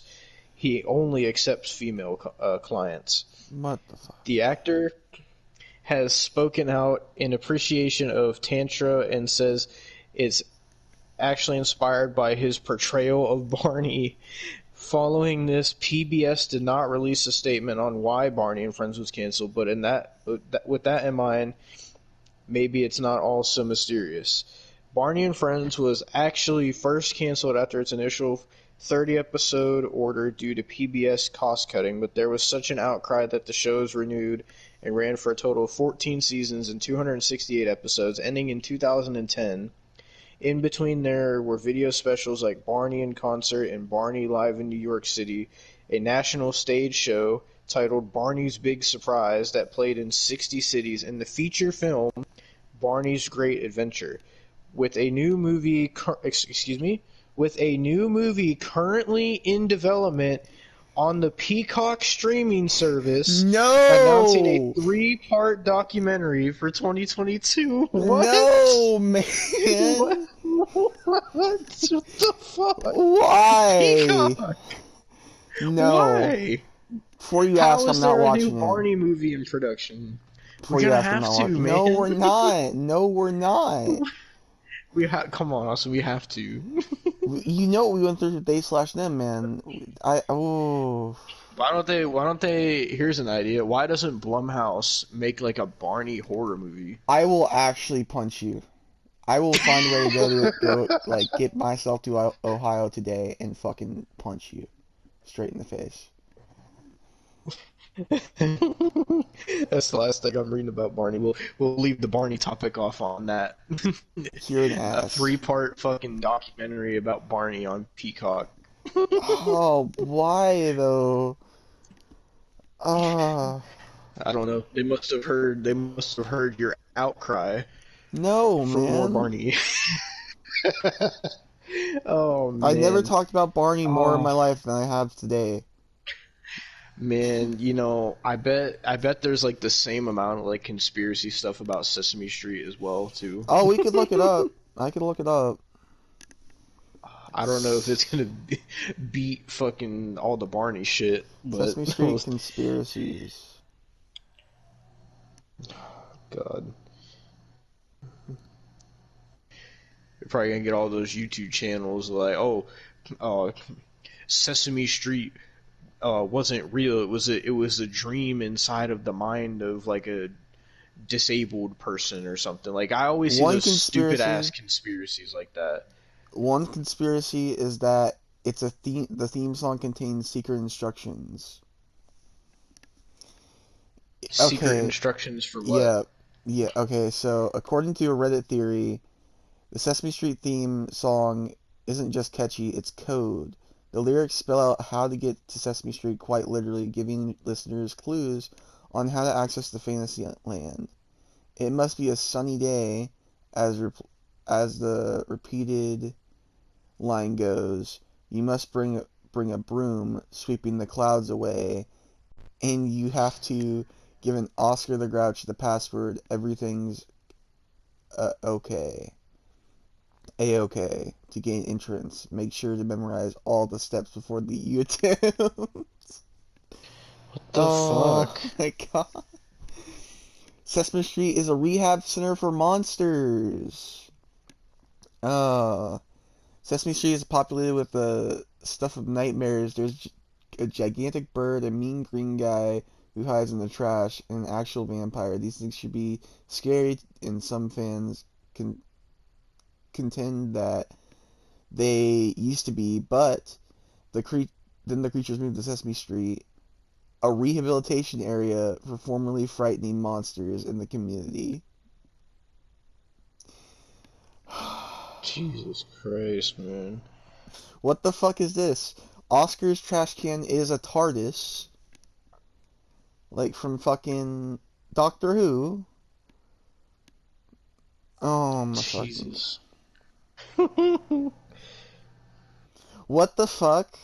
Mr. Noodle is in hell. What the Okay, fuck? okay. Can a grown man really enjoy taking orders from a squeaky red puppet? And why does Mr. Noodle live outside a window in Elmo's house anyway? According to this hilariously bleak theory, no, Mr. Noodle is not dancing for Elmo, but he has to because he's in hell. Think about it. He's seemingly trapped in a surreal place where he can't talk, but he has to do whatever a fuzzy monster named Elmo says. Definitely sounds like hell. What the fuck, man? How do people come up with these fucking conspiracies? I don't know. Cookie Like, Monster has an eating why? disorder. What? Oh, I think I've seen that one before. They try to say like Oh. that's why he eats so much cookies and cookie dough or some Oh shit, and my they're trying to make god. it like it's an addiction or something. Or they're saying like I saw one that Oh. said like his cookie dough and cookies is like a slang term for like cocaine and shit. Oh, they have a lot of theories about the Count. There's Oh, one great. there's one about how he eats children. There's one. Ah ah ah. There, the most ridiculous one I've seen right here is that people theorize that the Count is a pimp. Two. Ah ah ah. Like the reasoning for him being a pimp is that he has a cape. What? Because you wear a cape that makes you a pimp? I What? guess so. What? Oh my fucking god! This thumbnail is gonna be Ezra so Miller fucked. wears a cape. Is he a pimp? I don't think we want to talk about him being a pimp. Oh, dark Sesame Street fan theories. Okay, here we go. Oh, great.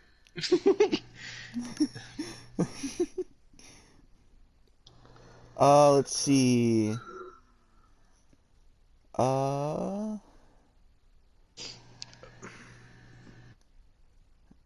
I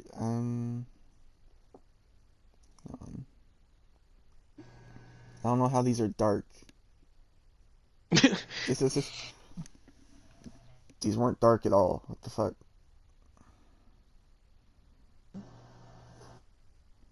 Okay, never mind. Not fucking dark. Oh my god. There's a whole video, a most amazing top 10 dark Sesame Street theories marathon. That sounds like some shit Matt Pat would do. Oh, these Sesame Street theories are really out there. Oh, great. That's the same thing I read a bit ago, so never mind. Jesus Christ, man. Like, fan theories, that's a whole nother topic we could get into. That's a whole rabbit hole right there. Oh, I can go into more fan theories. You know, let's just go down the rabbit hole. Are you trying to make another 5-hour podcast again? Have you heard of the Rugrats conspiracy theory? Yes, I have. It's something about like how Angelica is like mentally ill or something, and she like thinks Yeah. that the babies talk and that they really don't, or it's And something like no, that. okay, I so heard. Angelica is like, okay, here, let me read the whole thing. You're getting the PNGs for this, you motherfucker. Like, this is going so off the fucking rails. So, Like, okay, basically, ew, that fucking picture, that's actually terrifying. Oh god. Somebody made a picture of like the Rugrats babies, like what they would look like in real life, and it looks terrifying. Oh oh, god. great. Like I'm not getting that as a PNG. That's fucking terrifying. Okay, so the theory is that um Angelica is like not like mentally ill, and she doesn't take her Uh-huh. medicine, and she often copes with like drugs and alcohol, so that doesn't Jesus help. Christ. And the reason the reason that the babies talk and everything isn't because the babies are there. It's because the babies all died. Oh, yeah, that's what I heard. That's Yeah. right. I forgot that part. And she uses the babies as like imaginary friends to cope with her abusive parents. Jesus Christ, It's man. fucked. Like, how do people come up with this shit? I don't know. Like, honestly. Cart. I remember seeing that theory. I don't remember who posted it, but they're like, it was on a thing I saw. It said like cartoon theories that'll ruin your childhood or something like that. I know there's a lot of fucked up like SpongeBob theories. Yeah. I'm looking up like just cartoon conspiracy theories and seeing what there is. Oh man, this would be a fucking podcast clip in itself. This isn't cartoons. These are fucking fuck you, dude. 6 uncomfortable cartoon conspiracy theories. Oh, I've seen that one. The world of SpongeBob is a product of nuclear testing. Oh my god. Oh man. Oh, by the way, I forgot to mention in the Rugrats theory, the only baby that's not dead is Dill. Why? I don't know. What a random character Oh, to keep alive. this one describes how all the babies died apparently. So that's Oh, great. great. That's Um, wonderful. so Chucky died in childbirth with his mother. Tommy was a Oh man. stillbirth. Oh, great. Phil and Lil were actually one child of an unknown gender that was aborted by their parents. And that's all. That's all. What about fucking? Does it say anything about Susie? No, nothing about Susie. Oh damn. What? Like, such a Here's random character to have alive. Fucking Dill. here's something that be up your alley. Scooby-Doo and Mystery Inc. don't age because they're ghosts.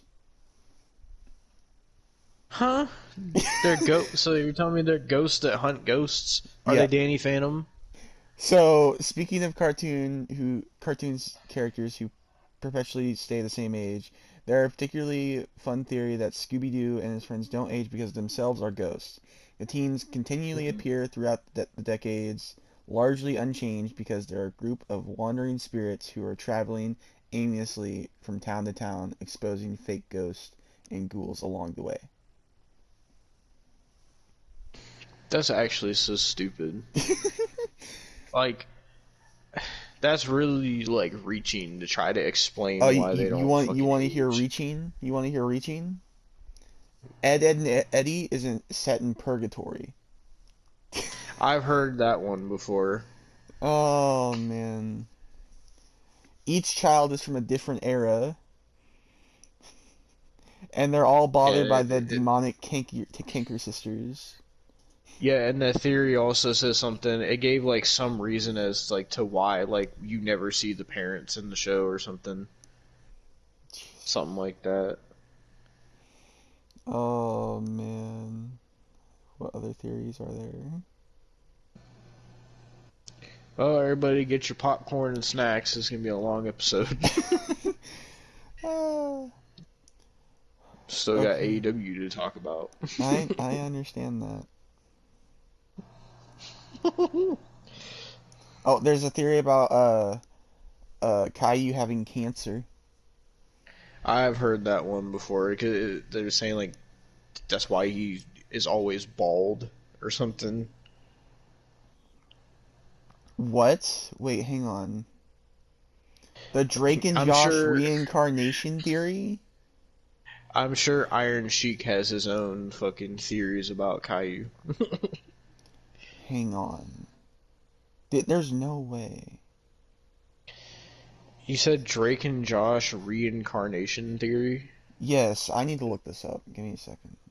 What does that even mean? Like, why Josh reincarnation?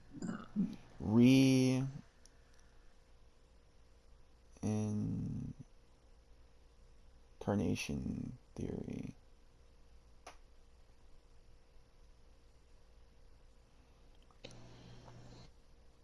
Okay. Okay, that one was a joke then. Okay, cool. Cool, fine. That's fine. I went it's like what the fuck. Okay. I know there was a Drake and Josh theory. Like that like Drake and Josh theory.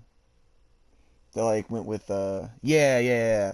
Drake and Josh's Crazy Steve killed Drake Parker and Josh Nichols and kidnapped Megan theory. I And yeah, moved with her I to heard that Seattle because and renamed herself Carly yeah, Shay. yeah, I've heard that one before. Trust Oh me, man. if you want to get into the fucking the NCU beyond some Quentin review shit, you trust me, you don't want to go down that rabbit hole. You don't, Oh, man. well, we're I'm going down some Nickelodeon theories right now. Kurt from Good Burger had connections to the mafia. That's just one. Um. I don't even know what to say. Oh my God, I'm done. How is there not a theory about how fucking Dan Schneider's in that movie? Devin, Like, how is there no theory about him? Devin.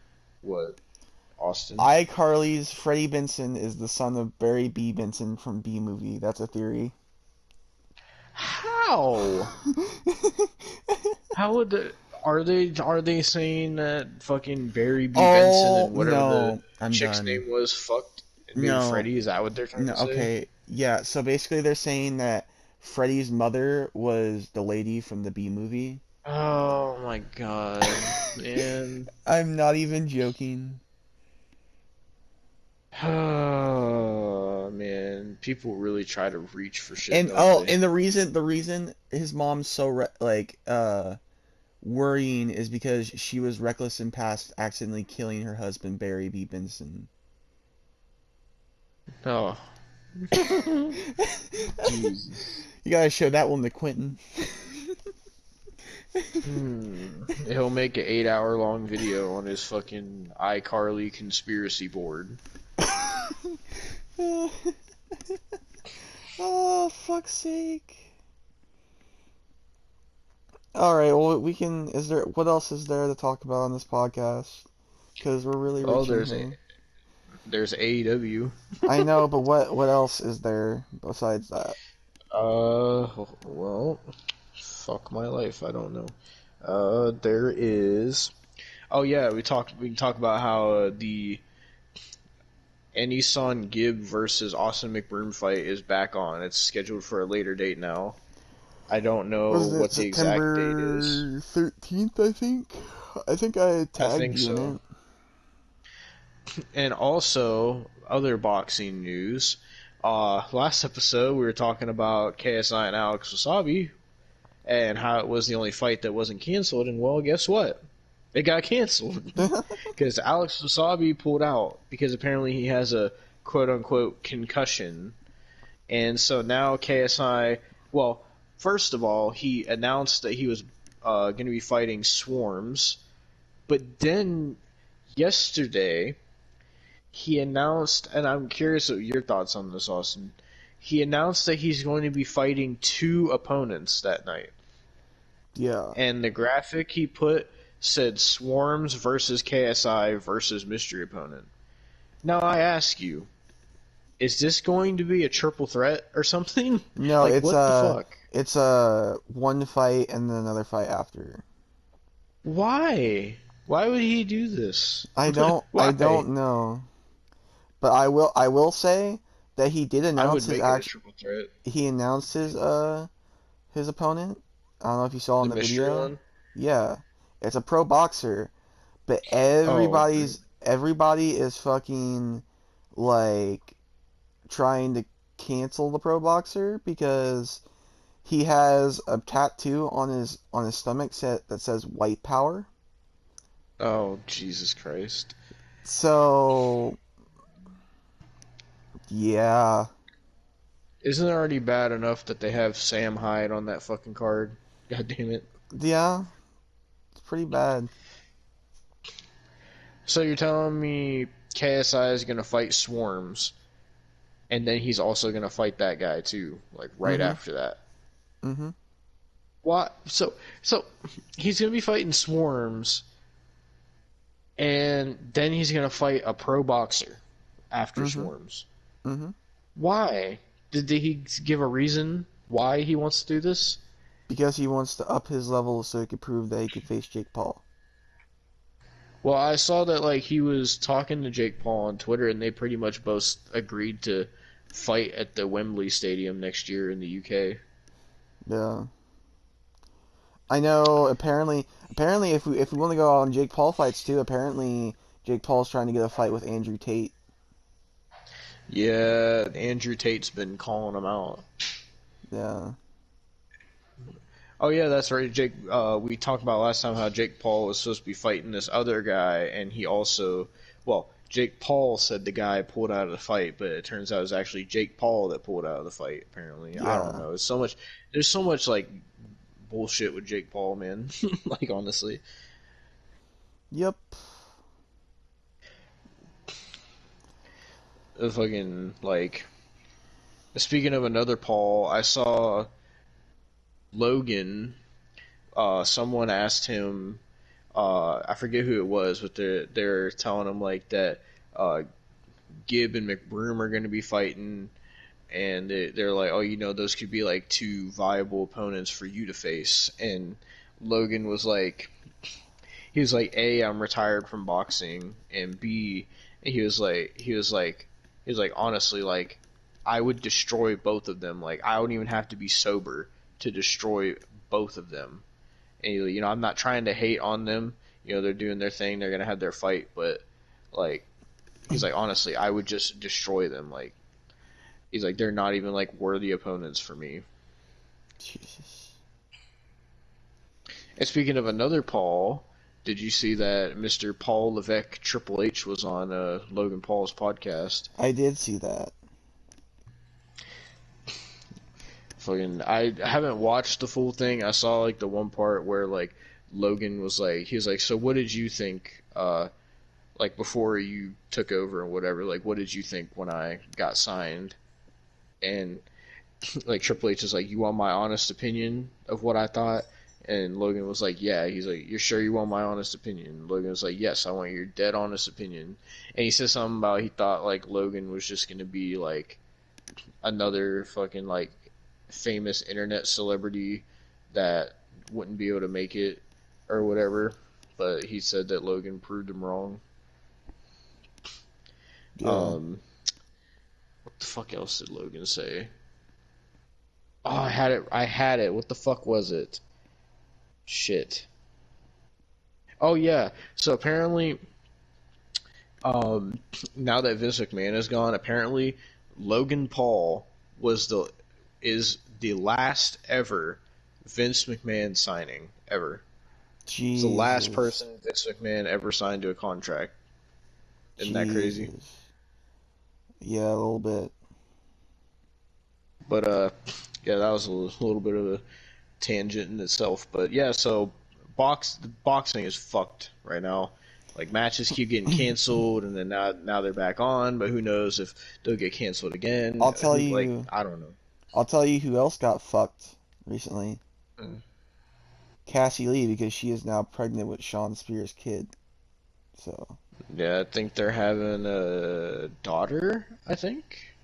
I mean, I could be wrong. I will say she will be, if it's a daughter or if it's a son, either way they'll be a jobber because they're Sean Spears' kid. Oh my fucking god. So, but congrats anyways. So yeah, congrats. I do want to take you down the rabbit hole of Will Smith's Another rabbit apology. hole. Yeah, so I haven't seen this. Like, what?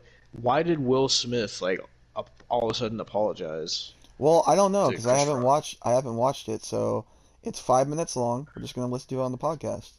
Oh, great. I bet you Will Smith's gonna be crying or something. Okay, so it says, it's been a minute. Over the last few months, I've been doing a lot of thinking and personal work. You asked a lot of fair questions that I wanted to take some time to answer.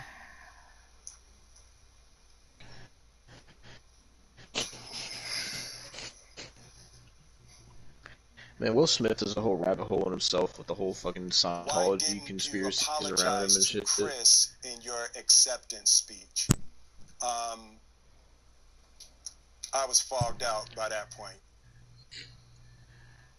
It's all fuzzy. I've reached out to Chris, and the message that came back is that he's not ready to talk, and when he is, he will reach out. So I will say to you, Chris, I apologize to you. My behavior was unacceptable, and I'm here whenever you're ready to talk. I want to apologize to Chris's mother.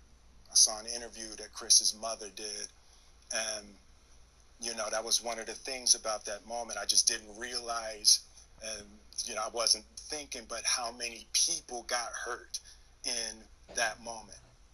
So I want to apologize to Chris's mother. I want to apologize to Chris's family, specifically Tony Rock. We had a great relationship.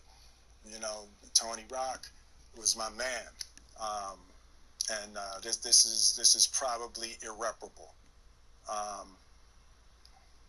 spent the last 3 months replaying and understanding the nuances and the complexities of what happened in that moment. And I'm not going to try to unpack all of that right now, but I can say to all of you, there is no part of me. He sounds like he's reading from a script. That was the right way Yeah, I was gonna say that. to behave in that moment. There's You know, he no said I didn't realize how many people got hurt. And when he said that, I was like, Will Smith, did you realize that Amy Schumer was traumatized from that? Oh, Jada rolled her eyes. Did she tell you to And do she had something? to leave No. comedy for a while because of it. She was so traumatized. I made a choice on my own, from my own experiences, from my history with Chris. Jada had nothing to do with it. So what you're saying, sorry, babe. what you're saying, Will, is that you're a pussy. Sorry to my and kids, that my family, for the heat that I brought on Jesus, all of man. us. To all my fellow nominees, you know, this is a community. It's like I won because you voted for me, and it really breaks my heart to have stolen and tarnished your moment. Motherfucker, you won an I Oscar can still see Questlove's after you slapped eyes, Chris you know, Rock. it Like, shut the fuck happened on up. Questlove's award, and you know, it's like I'm sorry. Really, Is he crying? isn't sufficient. Not yet. What would you say to the people who looked up to you before the slap, or people who expressed that you let them down? So there's two things. One, disappointing people is my central trauma. I hate when I let people down. Then why do you pick certain movies? It hurts. It hurts me psychologically and emotionally to know I didn't live up to people's image and impression of me. Motherfucker, you get cucked, man. Like, I got some breaking news. Oh, god damn it. This podcast is going to be so long. Deeply It has to do with remorseful, NXT. and I'm trying to be remorseful without being ashamed of myself. Be ashamed of I'm yourself. human, and You're a I made dumbass. a mistake, and Oh, did you know? I'm trying not to think of myself as a piece of shit. You are. So I would say to those people, I know it was confusing. I know it was shocking. But I promise you, I am deeply devoted and committed to putting light and love and joy into the world. And, you know, if you hang on, I promise we'll be able to be friends again.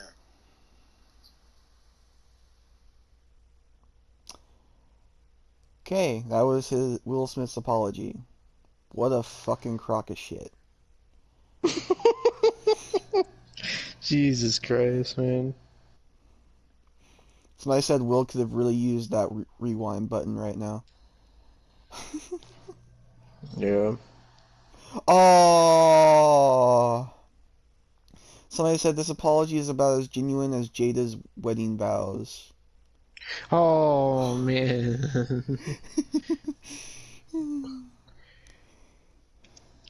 So, the breaking news that I had wasn't like super duper like big news. It's just that Shawn Michaels has officially been promoted to Vice President of Talent Development. So, make of that what you will. Lazy Eye Hickenbottom, you did it. What the fuck is this shit? What the fuck was it playing after that shit? What the fuck? Oh, fuck, dude. Oh, I gotta fucking start another clip. Now I'm making an example. Anybody else want some? I didn't think so. Have a good day, gentlemen. All right. Why don't you introduce this, Austin? This was your idea. Well, okay, so we are watching an episode of TNA Impact from 2007, July 19th, 2007 to be exact. Peak Perk Angle. Peak Perk Angle. Oh, man. Oh. Man, let me say one thing. I don't care what anyone says. Kurt Angle is one of, if not the greatest wrestler ever in the business, honestly. Like, especially when it comes to comedy-wise in wrestling, Kurt Angle is so fucking amazing. Like, he is like probably the biggest wrestling meme that I know. Like, I've never seen a man like Kurt Angle have so many different just dumb things given to him, and he just makes it gold every time. It doesn't matter what it is or how awful it is or how dumb it is, Kurt Angle makes it fucking gold. He turns shit into sugar, if you will. So, we watched the July 19th, 2007 episode of TNA Impact. This was a nice it was a nice bit of nostalgia seeing the old Impact logo and the old entrances and old roster, and especially the six-sided ring. It was really, like, this show in its entirety. Keep in mind, it was only 42 minutes. This show was better than the entirety of Slammiversary. It was better than the entirety of Forbidden Door, the entirety of Double or Nothing. This show was better than any wrestling show I've seen recently. Like, this was WCW levels of silly, but Kurt Angle made this so fucking entertaining. Like, oh my god. And there was stuff on the show that we weren't expecting at all. So, Oh, it made it even better. so why don't you get into what we saw here, Austin, if you want to lead us in. It started off with the intro, of course. But yeah, it was recapping what happened at Victory Road 07. But then we get to Jeremy Borash. And he's talking about how he's about to talk to Kurt Angle.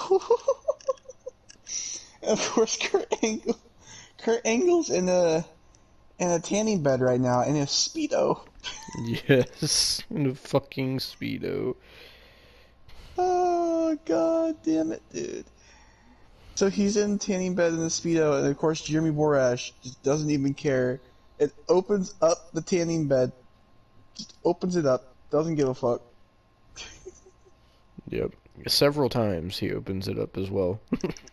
Even when Kurt Angle tells him to go away, he just keeps opening it. Yeah. And he's telling him that Jim Cornette sent him and shit like that.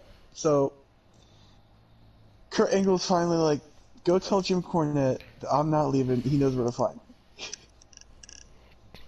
So then we have a match between Triple X, which is Elix Skipper, Christopher Daniels, and Senshi, not Loki, Senshi at this time. Yeah. Versus Raven, Havoc, and somebody else. The match was shitty to an extent. Like, the only good part was Triple X.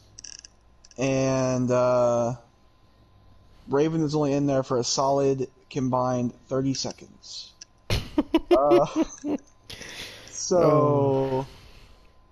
That was that. After the match, Kaz comes out and fucking starts beating on Raven. And that's how we end that segment. Then we go back to Kurt Angle and Jeremy Borash. It's the only good Like, that's the best part of this fucking show. I'm telling you that right now. And fucking Jeremy Borash opens the thing again, says he's back, and is talking about. And now, keep in mind, Kurt Angle was also saying, "Are you staring at my package? Are you staring at my package?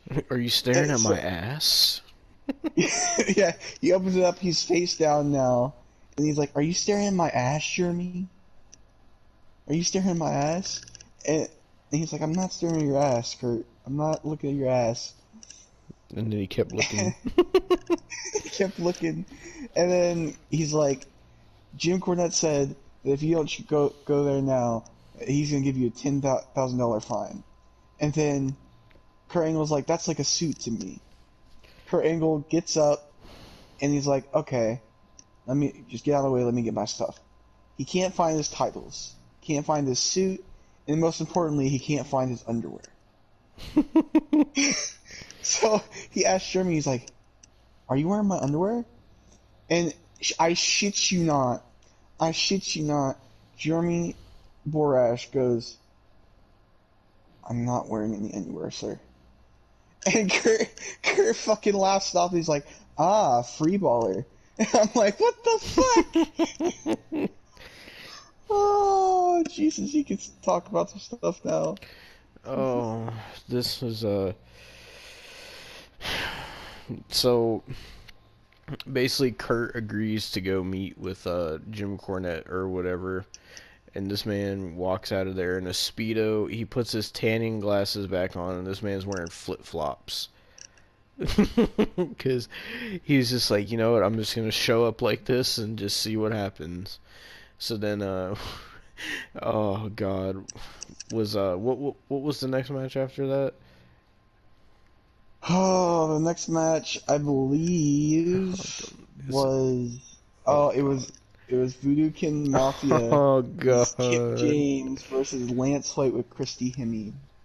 Yeah, if you don't know who Lance Hoyt is, it's Lance Archer from AEW, or if you also know him as Vance Archer from WWE.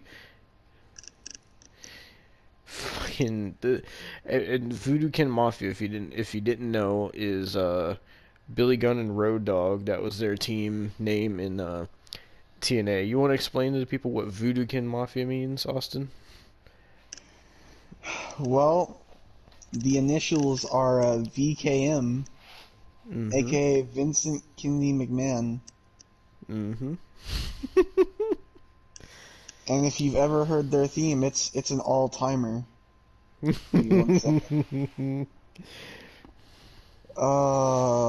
Fucking get out of Smart View on my TV. Real quick. Voodoo Kin Mafia TNA. I'm looking for. Oh, here it is. Oh, Jesus. 911 operator, what's your emergency? Help me very much.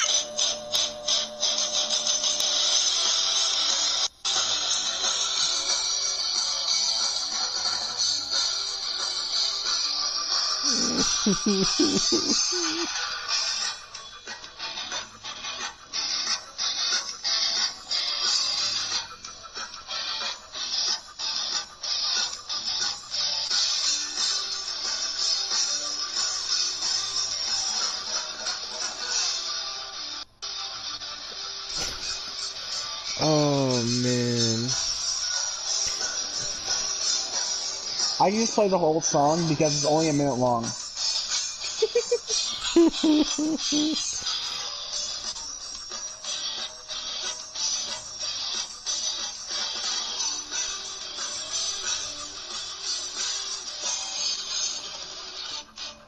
Oh god, the description says voodoo for life. Oh my god. Alright. Yeah, it was Kip of the Voodoo Kin Mafia versus Lance Hoyt.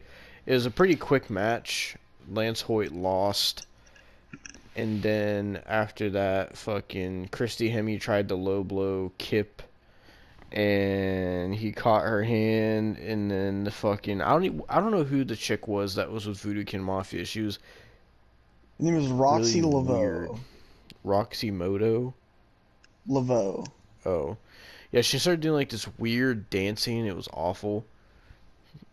Oh man, Christy Hemme looked very attractive, I could say Yeah. myself.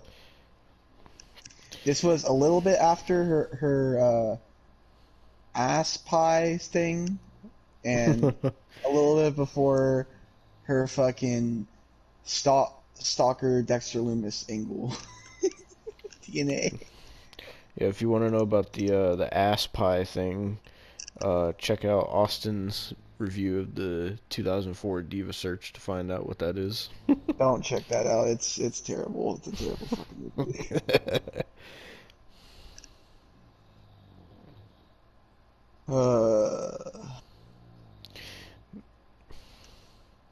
But no, there was that, and then fucking Kurt Angle and Jeremy Borash, they're in the hallway, and they're sitting there, and Kurt Angle asks a woman, he's like, "Do you know where my stuff is?"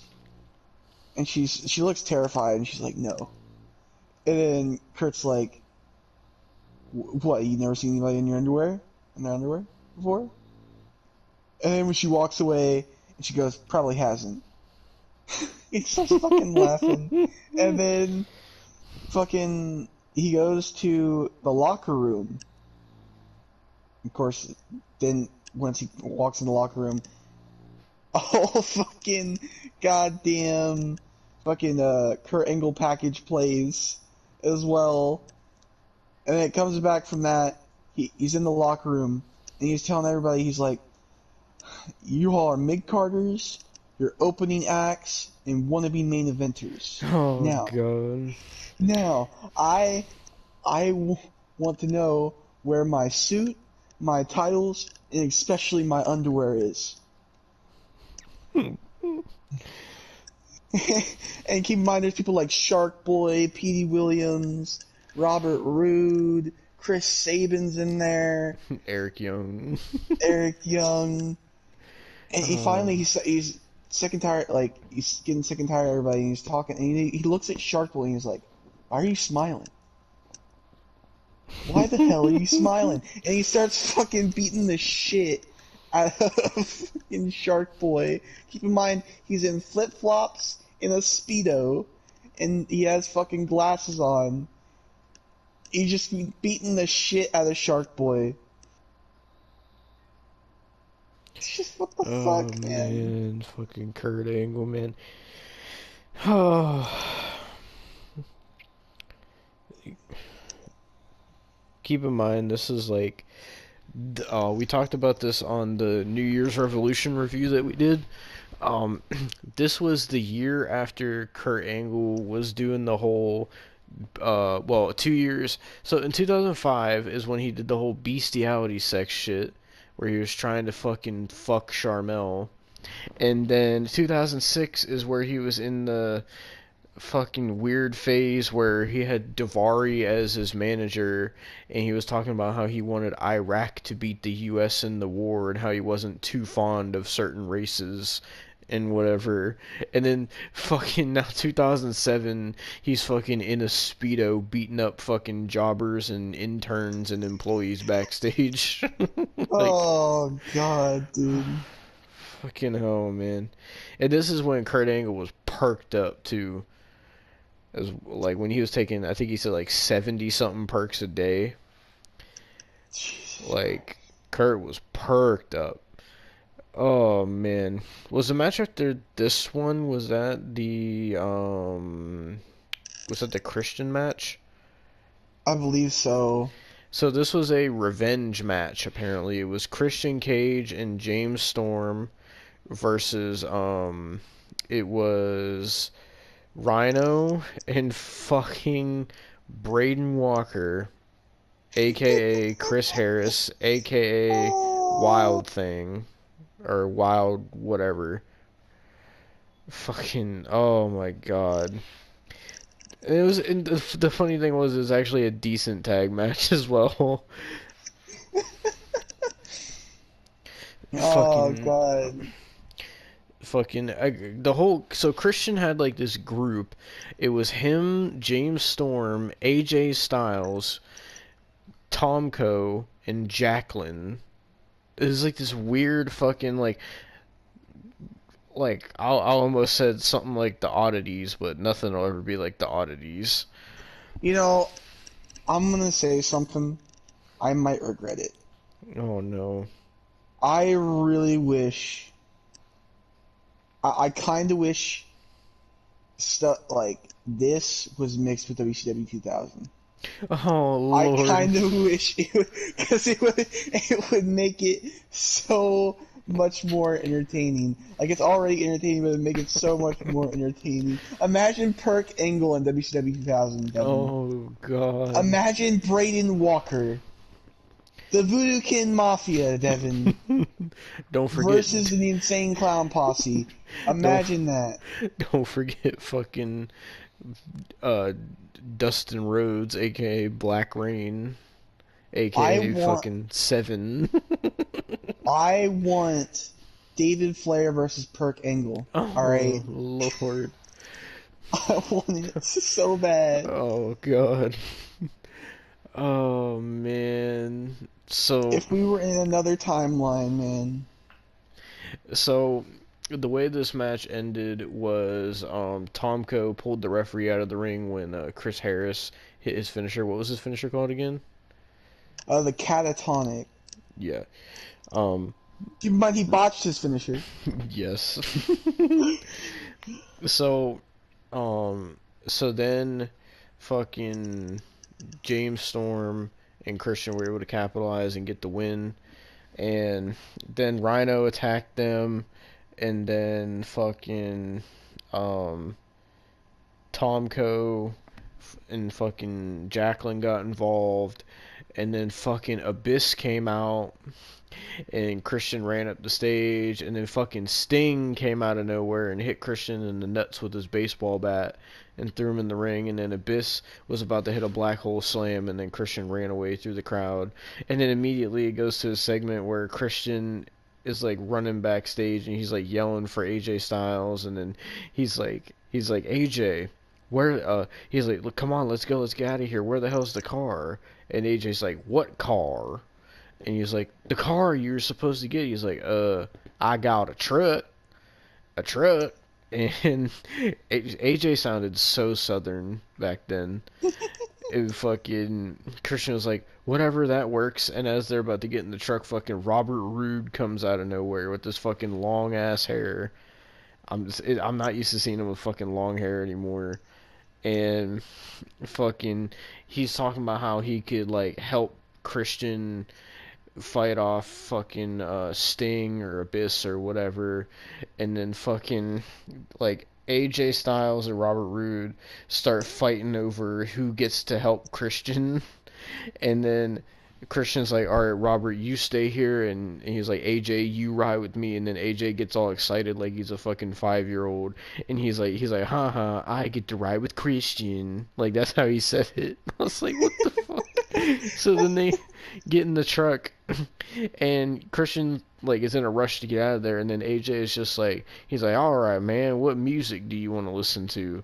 And Christian's like, I don't know, just anything except country. And then AJ gave him like this look, and then they're about to leave, and then fucking Abyss was in the fucking backseat of the truck, and they fucking hauled ass out of there, and then Abyss fucking ran into the camera. And then that was that, and then what was after that? Well, that is, of course, when Kurt Angle went to go talk to the board of directors. Oh yeah. So, Kurt Angle goes to the board of directors and he's like, I know I see a lot of potential truck drivers in here, and you guys have potential and everything like that, but I need to find my stuff. So he tells them, I am going, and keep in mind, while he's telling them this, he's like, he's talking about his package as well. He's like, what, you never seen package before? To some of them? And so he sits there and he's like, I'm gonna turn around and count to 3, and when the 3 count ends, I'm gonna turn around and my stuff is gonna be on this desk. Keep in mind he's standing on the desk. Yep. So he turns around and he's flexing his fucking ass muscles. You could tell, like it's legit. Like he's flexing his ass muscles while he's turned around. And then somebody goes, "This is ridiculous," and he hears it, and he gets so fucking pissed. He runs across the table. He fucking axe handles him. Keep in mind, this isn't a fucking wrestler, and he just starts beating the shit out of him. Yeah, he's like, Kurt Angle's like, he's like, oh, it's ridiculous, huh? And then he fucking jumps all over the guy and starts uppercutting him, and he throws him all over the place, and then he makes him sit down, and he was like, I'm using him as an example. I want my stuff. He puts down his glasses. He says, I'm finding my stuff. And then he fucking leaves. I'm just, what the fuck, dude? Honestly. Like, oh my god, dude. This is like peak Kurt Angle. I don't know how. I don't think we could find anything Kurt Angle that's better than this. I really don't. This has to be the best Kurt Angle has been. I'm serious. There's no fucking way that there's anything funnier or anything than this. I can't imagine something more fucking ridiculous than this. Oh, like, oh man. my god. And the thing is, though, there's probably episodes of TNA that, like, a lot of people haven't seen of probably Kurt Angle doing even more dumb shit. Because we didn't even know this existed before today. Oh man. Think of dude. how much other lost Kurt Angle fucking gold there is. Jesus Christ. And that wasn't even the end, because there was also a part where fucking Team 3D came out. Brother Ray and Brother Devon, and they were calling out the Steiner brothers, of Rick Steiner and Scott Steiner, saying that they don't have the balls to show up and face them like men and whatever. And then Jim Cornette says that the Steiner brothers will be there next week. And then, was there any more matches, or was the Samoa Joe thing next? Samoa Joe thing's next, but we should talk about that. Jim Cornette was talking to Kurt Angle as well before he went out. Yeah, so Kurt Angle was talking to Jim Cornette, and Jim Cornette was like, where the hell are your clothes and your titles and whatever, like, you need to go out there or whatever. And Kurt Angle was like, he's like, someone stole my stuff. They stole my clothes and everything. And Jim Cornette's like, oh, well, I don't care, just put this on and get out there. And he gives him like this cheap ass like hotel robe that you would get like staying at a fucking, like, say you're like vacationing or whatever and the hotel has a pool, like they would give you just like this cheap ass like robe to wear at the pool. That's what he gave Kurt Angle. And so Kurt Angle came out with this fucking, he still had the fucking tanning glasses on, and he had his robe on and fucking flip-flops, and he had his whole fucking entrance with pyro and everything. And he gets in the ring and starts talking about how he's like, you know, I beat up mid-carders and other wrestlers. I beat up the directors and interns to find my stuff. And he's like, I still haven't found it. And he's like, so, you know, I've come to the conclusion that if anyone was gonna steal my stuff, it would be one of you fans. And then he started talking shit to the fans, and he was like, don't think I won't come out of there and beat the piss out of you and whatever. And then he like started cussing, so they bleeped it. And then Kurt was like, keep in mind, he's also talking about like, you know, I would understand my titles, I would understand my suit, but why my underwear, you sick, delusional people? Like he he was like, are you just gonna go and sell my underwear for $2,000 on eBay? Like he was legit like fucking.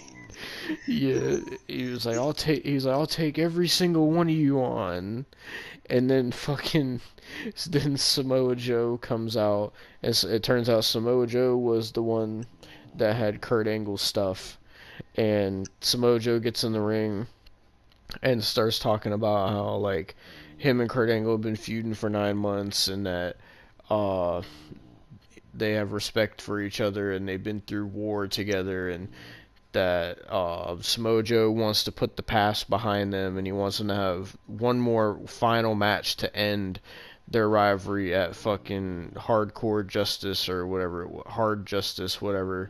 And so he challenged Kurt Angle. He gave Kurt Angle his titles back, and he gave him his suit back, and he challenged him to a match, and he was like, Samoa Joe versus Kurt Angle one more time for all the gold, which was like the X Division title, the fucking IWGP title, the tag titles, like all the titles. It was like 5 or 6 championships, and then they shook hands on it, and then Samoa Joe starts beating up Kurt Angle, and he rips the robe off him, so he starts beating up Kurt Angle in a fucking Speedo, and fucking Samoa Joe goes to the outside and gets a table, sets it up, and then fucking Kurt Angle spine busters him through a table while wearing a Speedo, and then he puts this man in a fucking ankle lock, sits down and wrenches it while wearing a fucking Speedo. And he fucking that's how Impact ends. Keep in mind he was biting his shoe too. Yes. Like what the fuck? And that's how Impact went off the air for this episode of it. Oh my god, man. What a fucking just trip that was. Holy shit. Oh man. That was that, man. Fucking Kurt Angle, man. One of the fucking best ever, man. Holy shit. Like, I really wonder what else Kurt Angle has done that's out there that we just don't know about. Dude, we have to make Kurt Angle merchandise at some point. Are we allowed to do that? I would assume we could probably do that. I mean, as long as we're not using like his logos. Oh god. Fucking he said, "Oh, you think it's ridiculous, huh?" You just use one of his quotes. Oh my god. Wait, there was also the thing where like after he beat up the intern, like he put his glasses back on, and what did he say? He was talking about I'm making him an example and shit. Like that's what he was saying. What did he say when he like put the glasses back on? And I was like, make a clip of that, because he said like some quote. Let me go back to it. It was like some meme worthy shit. He said, "I want my stuff back."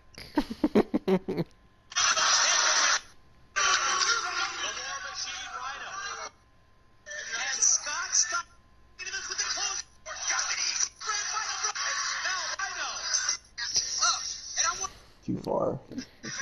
My man's watching the Rhino match again. Yeah, too fast. Too much.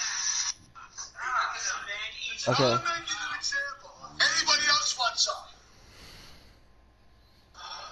I didn't think so. Yeah, I didn't think so.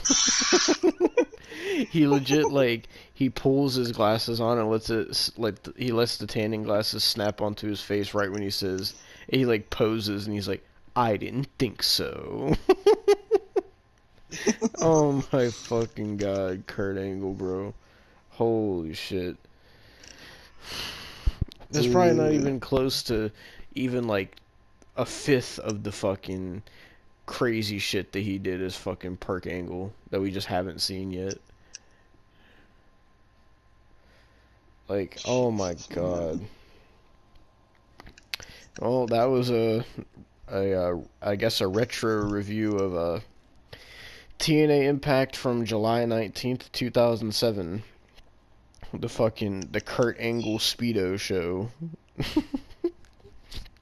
That's all it was. It was just focused on Kurt Angle and his fucking Speedo and his fucking Kurt Angle getting robbed and beating everyone's ass. Oh my fucking god. Well, oh, were you playing something? No, I'm downloading it so I can make that clip. Oh, alright. Well, thank you for watching this review, ladies and gentlemen, and let's get back to the podcast. Christ.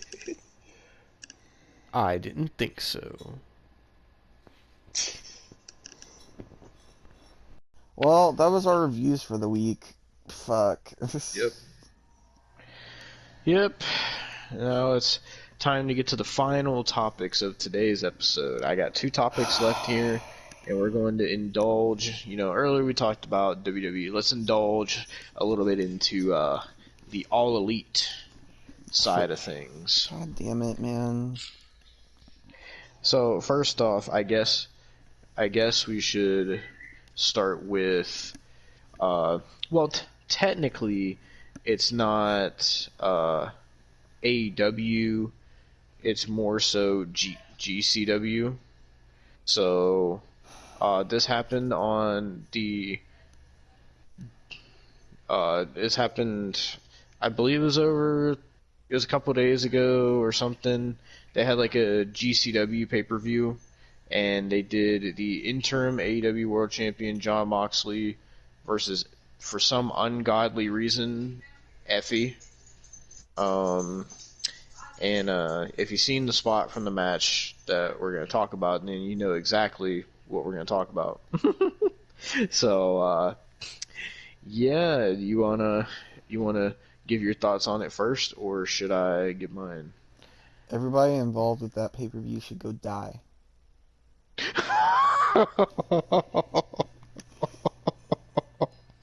Jesus Christ. I don't So, care. if you don't know the spot we're talking about, basically, Oh, there was Jon multiple Moxley. spots. There was multiple spots. I only seen the one.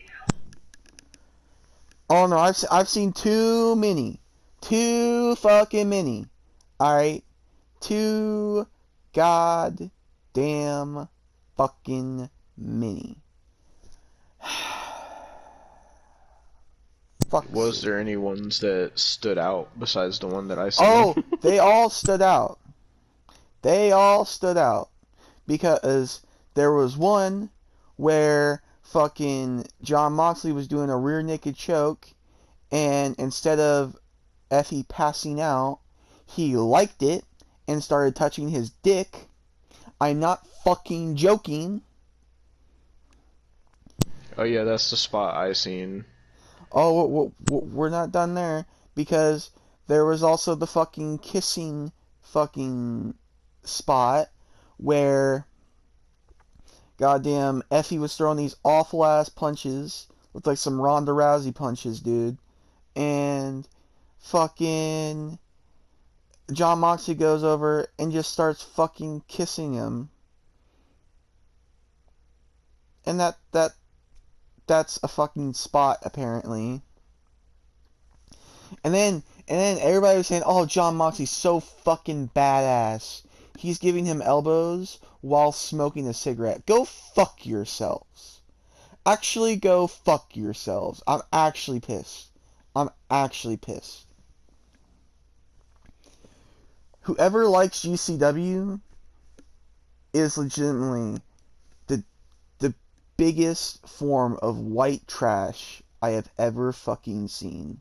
The disrespect to the wrestling business. The fucking respect.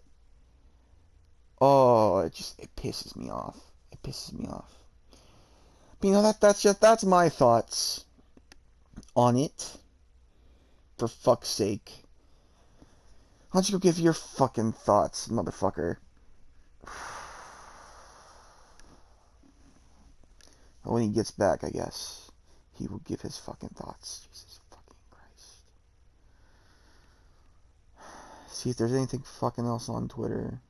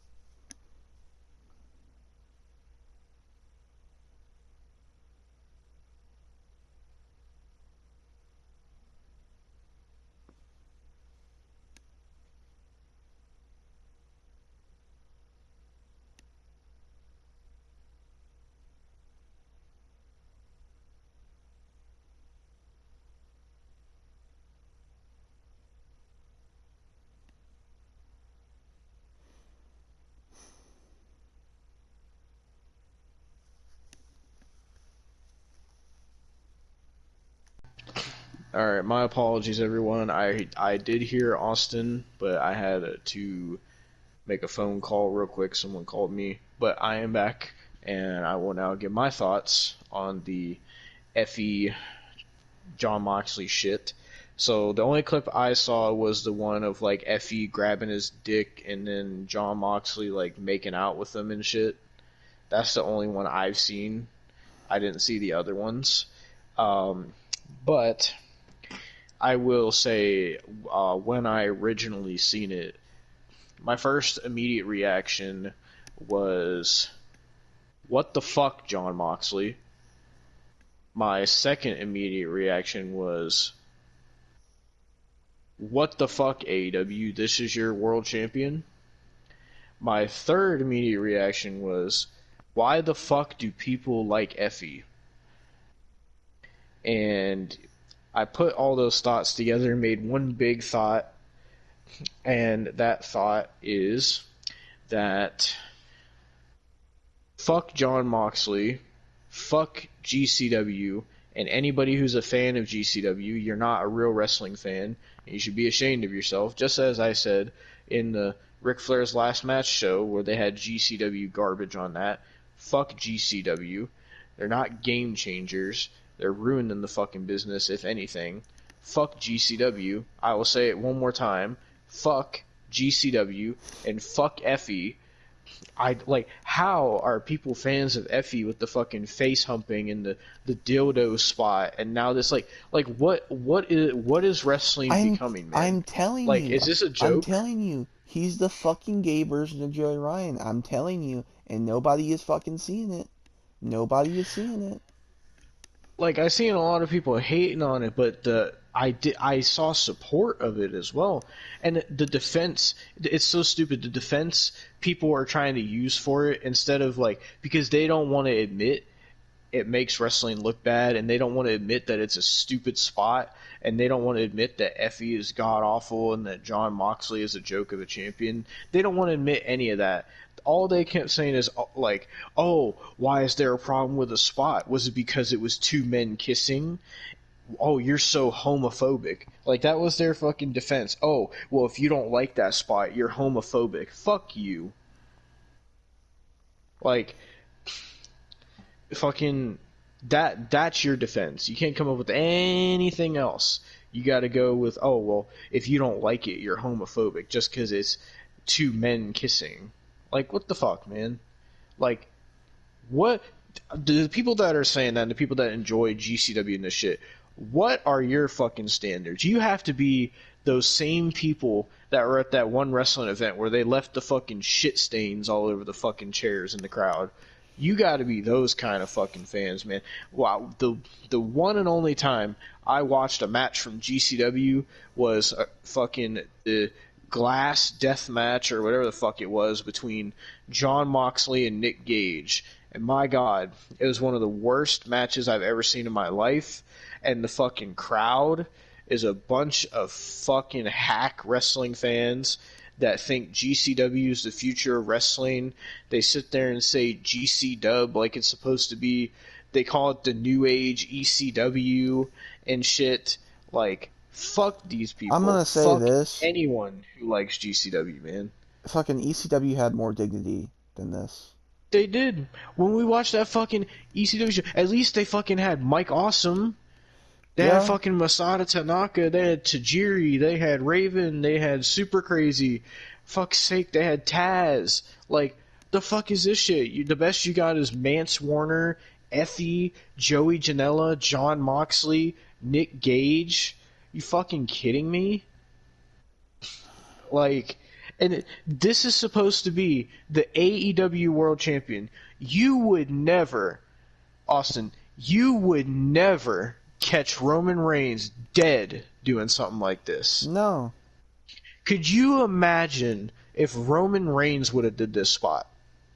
The reaction that would have fucking caused. No one would have been able to take Roman Reigns seriously after that. If Roman Reigns would have did a spot like that. And then there was these delusional people saying that they said, even though the numbers don't show it, I believe that Jon Moxley is a bigger draw than Roman Reigns and Seth Rollins. When he's doing shit like this, and he's doing shit with fucking CM fucking Punk, who looks like a fucking 40-year-old fucking meth addict that's fucking doing snow angels after doing a promo. Like, what the fuck is this shit, man? This is why I don't like indie wrestling. This is why I can't get into it. And like, you know, AEW is one thing sometimes, but GCW is like, it's like AEW on fucking acid. Like, what the fuck, man? Like, how did fucking, like, if Joey Ryan got called out and for all the shit he did, like the penis plex and the boob plex and the fucking all that shit that he got called out for, like, how the fuck is EFFY allowed to wrestle? Have you seen the shit? He's literally fucking humping people in the face. I know. Fucking grabbing his own cock during the match. Fucking, like, what the fuck? Making Marco Stunt suck a dildo in the match. This is not wrestling. And then these fans are sitting here, like, chanting, "This is awesome. This is wrestling. GCW is the future of the business." If GCW is the future of the business, wrestling as a sport will cease to exist. I'm sorry. This is what I'm saying. This is exactly what I'm fucking saying. Because everybody was like, "Oh, Joey Ryan, he's such a fucking sick human being." But EFFY is doing the same thing. EFFY is doing the same thing. And all you motherfuckers who fucking sit there and go and defend this motherfucker to the end of the earth because he's Kid gay. Bandit. That's the only reason they defend him, is because he's gay. Yeah, and like I said, their only defense for that spot is that EFFY is gay, and that if you think that spot is terrible, or if you don't like the spot, then that means that you're homophobic. Fuck out of here, man. Like, there's nothing wrong. Do what you do, you. You do you be gay, you do whatever. Just don't fucking do it in the ring. Like, you see, like, the motherfucker acts like he's on the set of, he's on a fucking casting couch on Pornhub. Like, you know who is a gay wrestler that has been doing very well in ring, even though, like, he's not the most popular guy, but he's been doing pretty well with what he's been doing. Darren Young. Yes. Or Fred Rosser, I think he goes by now. Yeah. And I think he wrestles in New Japan. He does. But, like, you have someone like him who well, he wasn't openly gay because he ended up coming out while he was in WWE, I think. But, like, you have someone like him who is gay, where he's just a wrestler that happens to be gay. And then you have EFFY, who, well, does all the fucking shit that you've seen in the ring. Like, I guarantee you, fucking Fred Rosser would not, even though he's gay, he would not, I guarantee you, he would not do any kind of fucking spot like that. Well, one, because I don't think there's any way New Japan would let that happen, but fucking, I mean, who knows? Like, they had Kenny Omega on their roster. We'll get to him, but oh yeah, we will. Fucking, I just don't get it. It's like this fucking divide that like the way people have to defend it, like, just because he's gay, like, that's their defense. And they have no other defense except, oh, well, he's gay, and if you don't like it, then you're homophobic. Like, people aren't allowed to have a fucking informed opinion, or they're not allowed to have an opinion on the actual spot, regardless. Like, EFFY could have did this spot whether he was gay or not. That part doesn't matter. And even then, Jon Moxley's the one that kissed him. So, fucking, if you were someone who didn't know who EFFY was, you would think Jon Moxley was the one who was gay for kissing him. So, like, and then what does that say about Jon Moxley, who fucking sat there and bitched and complained about all the fucking storylines he was doing in WWE, and how he had to do all that terrible gimmick where he looked like Bane and all that shit. Can I ask? But then he does this shit, man. Can I like, ask? But he's okay with this, man. Can I ask? Like, what the fuck, man? Can I honestly ask, how the fuck Renee Paquette, or whatever the fuck you say her How do you say her fucking name? Last name? I think it's either Paquette or Paquette. I'm not sure how you I'm pronounce gonna it. say Paquette because it has Ket in there, so she's got to be doing something. Austin said Ket or Coke. I'll stop. How the fuck did she allow this? Like, I saw something, especially with their fucking daughter, dude. Like, what is their daughter gonna think? Like, I saw something on Twitter, and it's legitimately true. When your husband bleeds more than you once a month. Like, Jesus Christ. it's not even just that, Austin. This, you know, of course, this was before CM Punk came back, but at the time when this happened, this is the AEW World Heavyweight Champion. I know. The World Heavyweight Champion in the company that's supposed to be bigger than WWE, according to the AEW fans. And a world champion doing this shit. That's why I said you wouldn't catch Roman Reigns dead doing this fucking shit. You wouldn't even catch anybody from WCW 2000 doing this shit. They wouldn't even...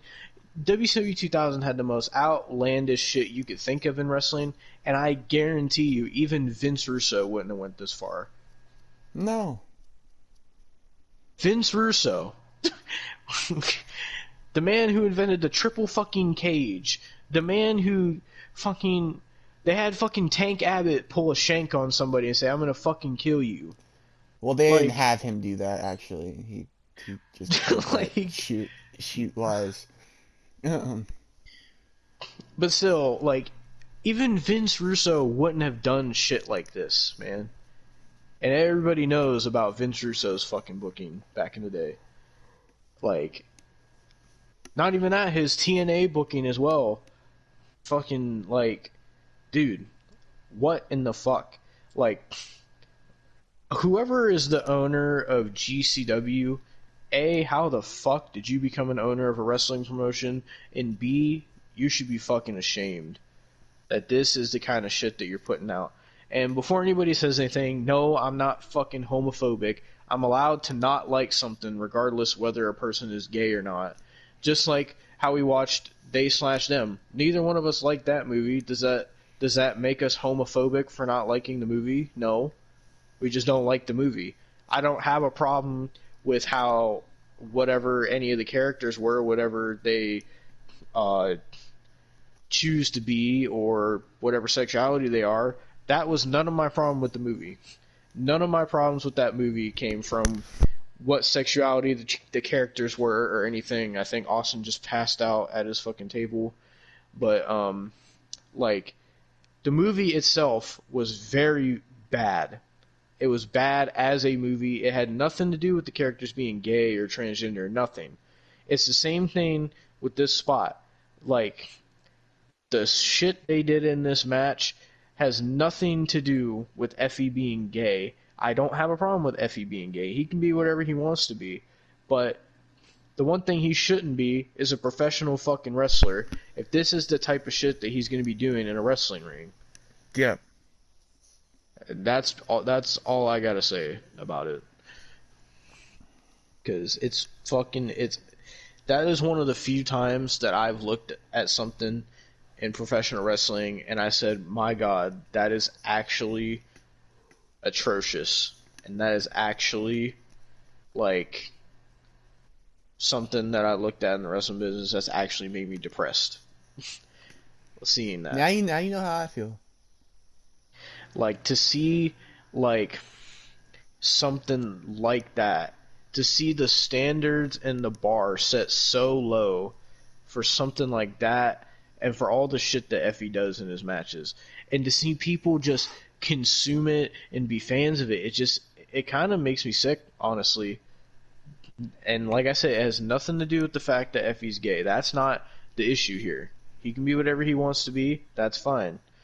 My problem is this type of shit should not be done in a wrestling ring, especially with someone who's supposed to be a world champion, someone who people delusionally think is a bigger draw than Roman Reigns. I don't know. They Can must I be living also on fucking Planet Sheen or something to think that. can I also say that I also saw clips of John Moxley going in like you know how he goes through the crowd and stuff. It was Yeah. not a good idea for him to go through the crowd because for one, they didn't have any security. Oh, imagine Yeah, that. and for two, everybody was drunk out of their fucking minds with alcohol in their hands, and he looked so fucking uncomfortable. Like he was starting to push people out of the way. Like, Yeah. Yeah, fucking I don't know, man. You know, I when he was Dean Ambrose, I thought he was just all right. I didn't care for him that much, but my God, like Dean Ambrose and like WWE champion Dean Ambrose compared to AEW champion John Moxley is like night and fucking day, dude. Holy shit! Like what in the? Oh my gosh, man. And you know everybody says, oh, he's so much better as John Moxley now. Is he? Is he? Ah, I don't want to keep talking about this fucking topic because it's just one of the most terrible, fucking appalling things I've ever seen. Like Effie, whether he's gay or not, I don't care. That's his choice. But the shit he does in the wrestling ring is fucking appalling. And GCW should be embarrassed for letting this happen. Like honestly. And I know people are like, "Oh, that's homophobic." It's not. It's called an opinion. If I was homophobic, I would have other opinions about it, but I don't because I'm not homophobic. So fucking fuck Effie and fuck John Moxley and fuck GCW and fuck anybody who is a fan of GCW. And that's all I got to say about it.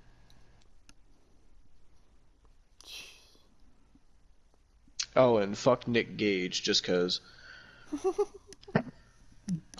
But yeah, from one horrible fucking atrocious thing to another one, the Austin, your favorite, the best wrestler to ever lace up a pair of boots, according to Don Callis, the one and only, the cleaner, the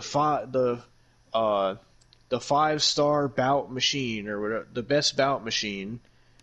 Kenny Omega has returned on AEW after his lengthy absence being injured. And everybody marked out. And now they're saying because Kenny Omega is back that AEW is going to be on top again and this and that and the other. And so I wanted to know what's your thoughts about Kenny Omega being back? well, we know he's a pedophile, so Oh, you know what's funny about that? Like, I seen in the comment section of Kenny's return, and like when other people were talking about it, people just kept spamming that picture of Kenny Omega humping that child. Like, people were spamming it. And there was also like a picture of Kenny Omega where he was dressed up as one of the Disney princesses and stuff. Like, man.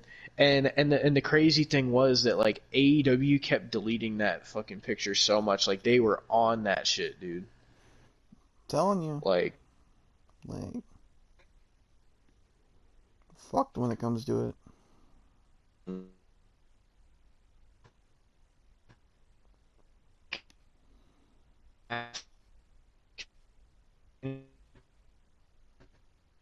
being an athlete. Turn-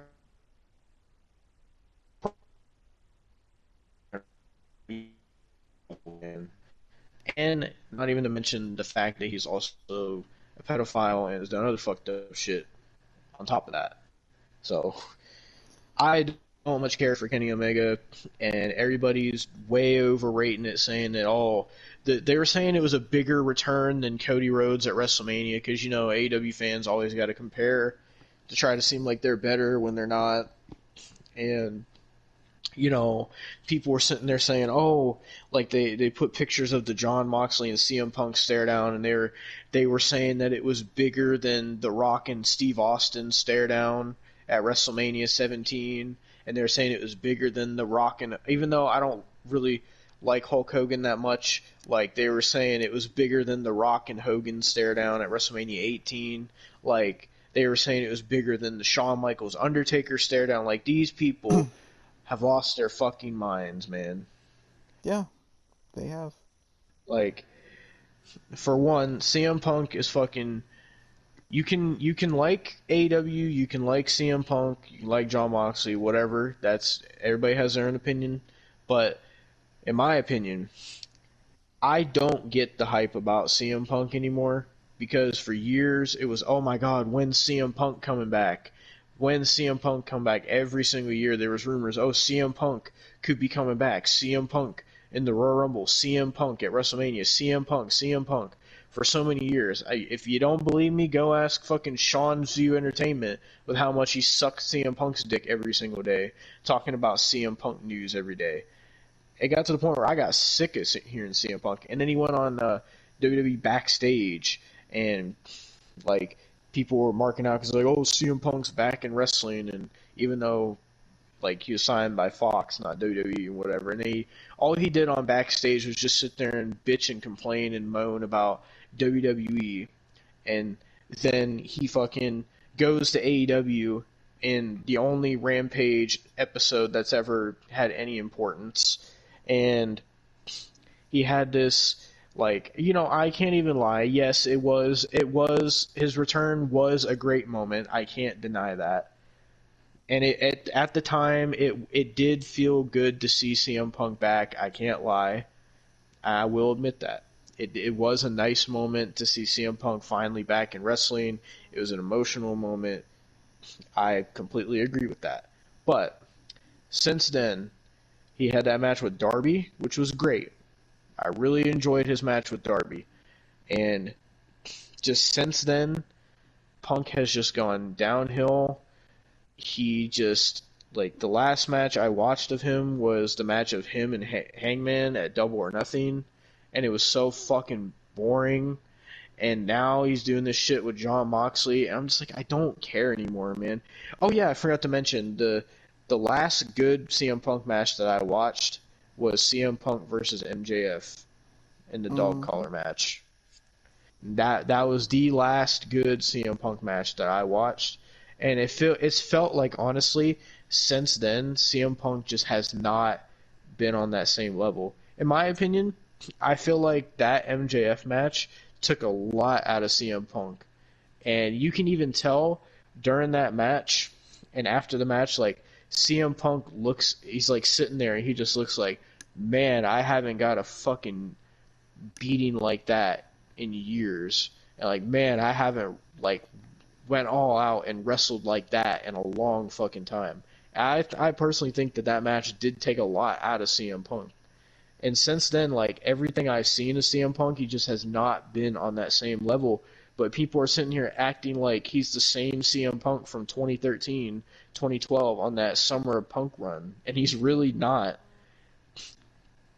And, like, it's just kind of sad, especially with all the fucking dumb shit he keeps saying, all the dumb opinions that he has about wrestling, how he sits there and constantly, like, holds a grudge against WWE and just bashes them every single chance that he gets.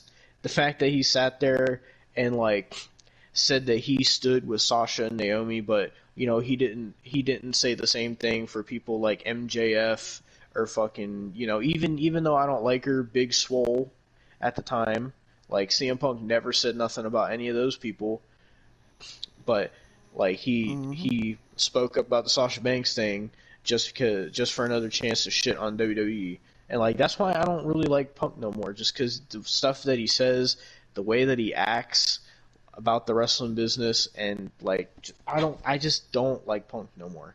And then on top of that, you got Moxley, who I have not enjoyed Moxley in a long time. Like, I liked him when he first came to AEW, because I was like, oh, okay, like, they got John Moxley, this might be big, they're doing Moxley, Jericho. That's at the time when I still liked Jericho, when he was AEW World Champ the first time, and his run was decent before he went downhill with the fucking Inner Circle.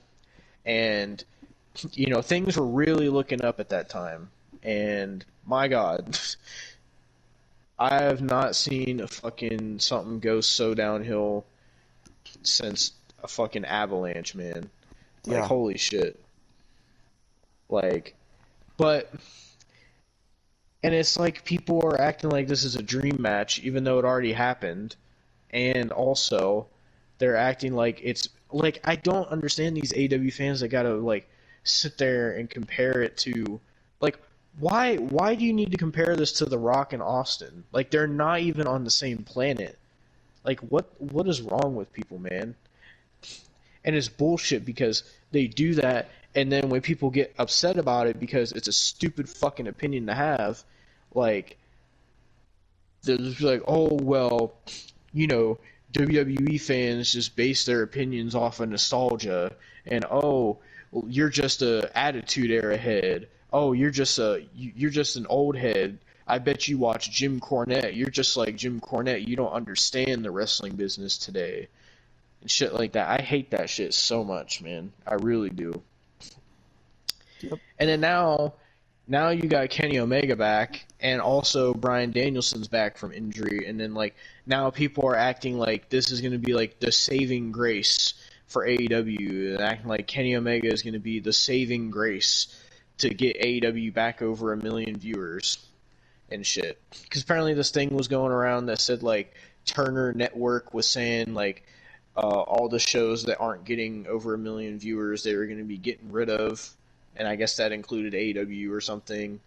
And AEW hasn't gotten over 1 million in a while, and then now they're acting like this is going to be the saving grace or whatever, and they're going to act like they're acting like fucking this is going to. There were people sitting there saying like that they were going to beat Raw and SmackDown in the ratings now that Kenny Omega was back. I was like, dude, you are fucking stupid. Like, both shows are doing over 2 million now since Triple H took over, and you're telling me Kenny Omega is going to sit there and do more than that? Just, no, man. like, fucking hell, man. And it's sad it's honestly sad to see the state AEW's in right now, because it's bad. Everything they do has been pretty bad. There's, like, maybe a few things that they do. It's like, okay, that's not bad, or that's pretty good. But, like, compared to what they were in, like, 2019, like, holy shit. And, it's crazy because there's people that say, oh, well, AEW in 2019 sucked. It's actually way better now. I don't know what kind of fucking drug they're smoking, but please let me get some. Because if you're telling me anything that they're doing now is better than that fucking first Double or Nothing that they did, you're fucking stupid. Like, honestly. But anyway. That was a whole tangent. I was just trying to explain my opinions on why I don't like AEW right now, and that's why I stopped watching. I also stopped watching because of AEW fans, because they sit there and they constantly shit on WWE, and they bash WWE, and they don't let people enjoy anything, and they always have to sit there and try to compare and just say AEW is better at everything, and it's really fucking annoying. And that, accompanied with AEW being bad, in my opinion, that's why I completely have stopped watching AEW. I tried to give them a fair chance with the pay-per-views they did this year. All their pay-per-views fucking sucked, in my opinion. And, comparatively, I watched Double or Nothing, Forbidden Door. I watched, also Revolution. I watched WrestleMania, Hell in a Cell, Money in the Bank, and SummerSlam. And I will say, watching both, giving them both the fair chance, WWE's pay-per-views have been way more enjoyable. The wrestling has been better. The build-ups have been better. Overall, in my opinion, I've enjoyed it more. So that's why I have decided to not watch AEW anymore. And that's why I have decided to really not try. I'm really not even trying to pay attention to what they're doing no more, because I just don't have a reason to care. Like, nothing that they're doing interests me whatsoever, besides, like, if MJF's going to come back or not. That's, like, the only thing there that if I saw like MJF came back, I would watch it. But besides that, like I just, in my opinion, I don't like AEW, and I have decided to disassociate myself with it, as Austin has as well. So we won't be doing any more AEW reviews. Even though I made jokes about, oh, we'll do Double or Nothing review part 3, which we will. I'm just playing. But, like, honestly, I don't want to anymore. And, I said a lot about AEW. Austin has said a lot more than me about AEW over the past few years. Mm-hmm. And honestly, I don't really, after everything that we said here today and all the reviews we've done of AEW and shit, like, I honestly don't really want to talk about AEW anymore, because it just takes us down this path of like being angry and like always like feeling negative.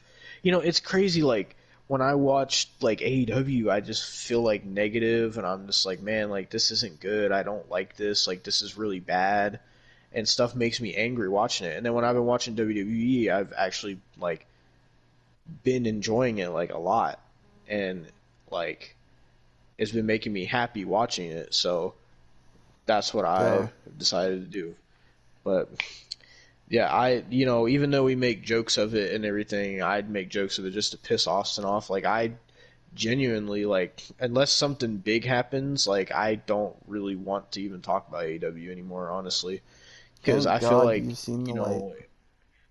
I feel like it's gonna, I wanted to talk about Kenny coming back just for, joke purposes, but because I knew there was no way you'd be happy about it at all. But Oh, like, I'm not. That's why I'm just trying to keep it in. well, like, I feel like with AEW continuing to be how it's been, and our opinions never really changing that much on it the past couple years, I feel like we're gonna get to a point. We might already be there where it's like we're beating a dead horse of talking about AEW over and over again, talking about Kenny Omega and the Young Bucks over and over again. You know what I mean? So Yeah. like, I honestly want to just not watch AEW anymore, not even like pay attention to what they're doing anymore. I'm just gonna, enjoy myself watching WWE, and does that mean that I want AEW to fail? No, I never once said that I wanted AEW to fail or go out of business or anything. I do. But yeah, I know you did, but like, I don't want them to fail, but it's like they want to, apparently. But I wanted to try to enjoy all wrestling. That's why we did all the reviews that we did last year. We wanted to give everything a fair chance besides GCW, and CZW. And I mean, fuck it, at the end of the day, we did even watch GTS, to be fair. But like, we gave everything a fair chance, and we just didn't enjoy it, honestly. And I feel like we're allowed to have an opinion of, if we want to just watch WWE, I feel like that's something that we can do. And does that make us WWE marks? No. Does that, I don't want it to seem like, oh, you only watch WWE and don't watch nothing else. I don't want to watch anything else. Like, I haven't enjoyed anything else, so why am I going to sit there and watch like 18 different wrestling promotions if I don't enjoy them? So, the only wrestling that I want to really watch is like current WWE stuff, old WWE stuff, old TNA stuff, and of course WCW 2000. You can never go wrong with that. But that's pretty much like all I care to watch now. And I feel like I'll be a lot happier doing that. And I feel like you will be a lot happier as well, Austin, not talking about AEW no more. So, Thank God. because I feel like it's time for us to, because with the EFFY shit and Kenny Omega, and then just all this, Ric Flair's final match, just it's like once we think we've seen it all, like we continue to just get proven wrong, and there's just more fuck shit, and like I feel like maybe it's time we move past that. You know what I mean? Thank Because we both God. said we don't want to. We both said we don't want to sit here and be negative anymore about Yeah. shit. And we both sat here and said we were tired of getting angry and all this shit. And I'm fine with like not talking about this fucking indie mud show shit no more. Thank So, fuck, dude. oh, you're gonna act like I was the one making us watch it. Don't you even, Nah, motherfucker. nah. Don't you even. No, don't you even. No. Because you're the one that wanted to watch Double or Nothing, not me. No, You're the you one. kept pushing me to watch Double or No. Nothing. Don't you No, I even. did not. Don't you even. No. I was joking, and then you actually wanted to do it, so don't you dare even put that on me. You son of a bitch. And also, you wanted to watch the Ric Flair's last match as well. And I'm not saying I Nah, didn't, nah, because I wanted to as well. you mentioned it, because I didn't know if we were going to, and you mentioned it. I wanted to watch it specifically just to see Ric Flair wrestle. That's the reason I wanted to watch it. And you said you wanted to as well. But nevertheless, I think the only shitty thing that we should watch from now on is just WCW, honestly. Oh, Because at least that's to where we have fun. You know what I mean? yeah. So, but yeah, that's just my opinion. I don't know if you want to say anything. Not really. I don't give a fuck about Kenny Omega no more, and I really just don't want to get angry. So, yeah. Like how you're fucking spamming me the PNGs during this. Yes. I'm not done, But by the yeah, way. so is there any other topics, or was that it? I think that was it. Well, that was episode number 48 of the What the Fuck podcast. We got, like I said, episode 50 coming soon. But before that, we have to get to episode 49. And I believe on that one we will be talking about the KSI fight, I think. Maybe, I don't know. And then we also have Clash at the Castle coming up, which I do want to watch that. I don't know if you do, but I'm definitely going to watch it. Man, it depends. Because it's going to be on September 3rd, I think. It's going to be like on at 1 p.m. on a Saturday. So, Yeah, there's no way I'm gonna be able to watch it until afterwards. yeah. Well, I'm probably going to have to work that day as well, but I'm definitely going to watch it back. And we'll talk about it on here. Yeah. Especially, I know there's no chance in hell that you won't talk about it if fucking Bray Wyatt shows up. So, Yeah. so got the KSI fight to look forward to, and then of course Clash at the Castle, and whatever happens on Raw and SmackDown in the coming weeks. So, but yeah, that's pretty much like all we got really planned for the next few episodes. It's just that. We're still gonna have to think of something for episode 50. I don't know what yet, but yeah, stay tuned for episode 49. And thank you guys for watching. We'll see you next time. And if you want to say anything else, Austin, go ahead and say something. Indy Hartwell please slide into my DMs. Burglary. Good dick. Oh god. Dickhead.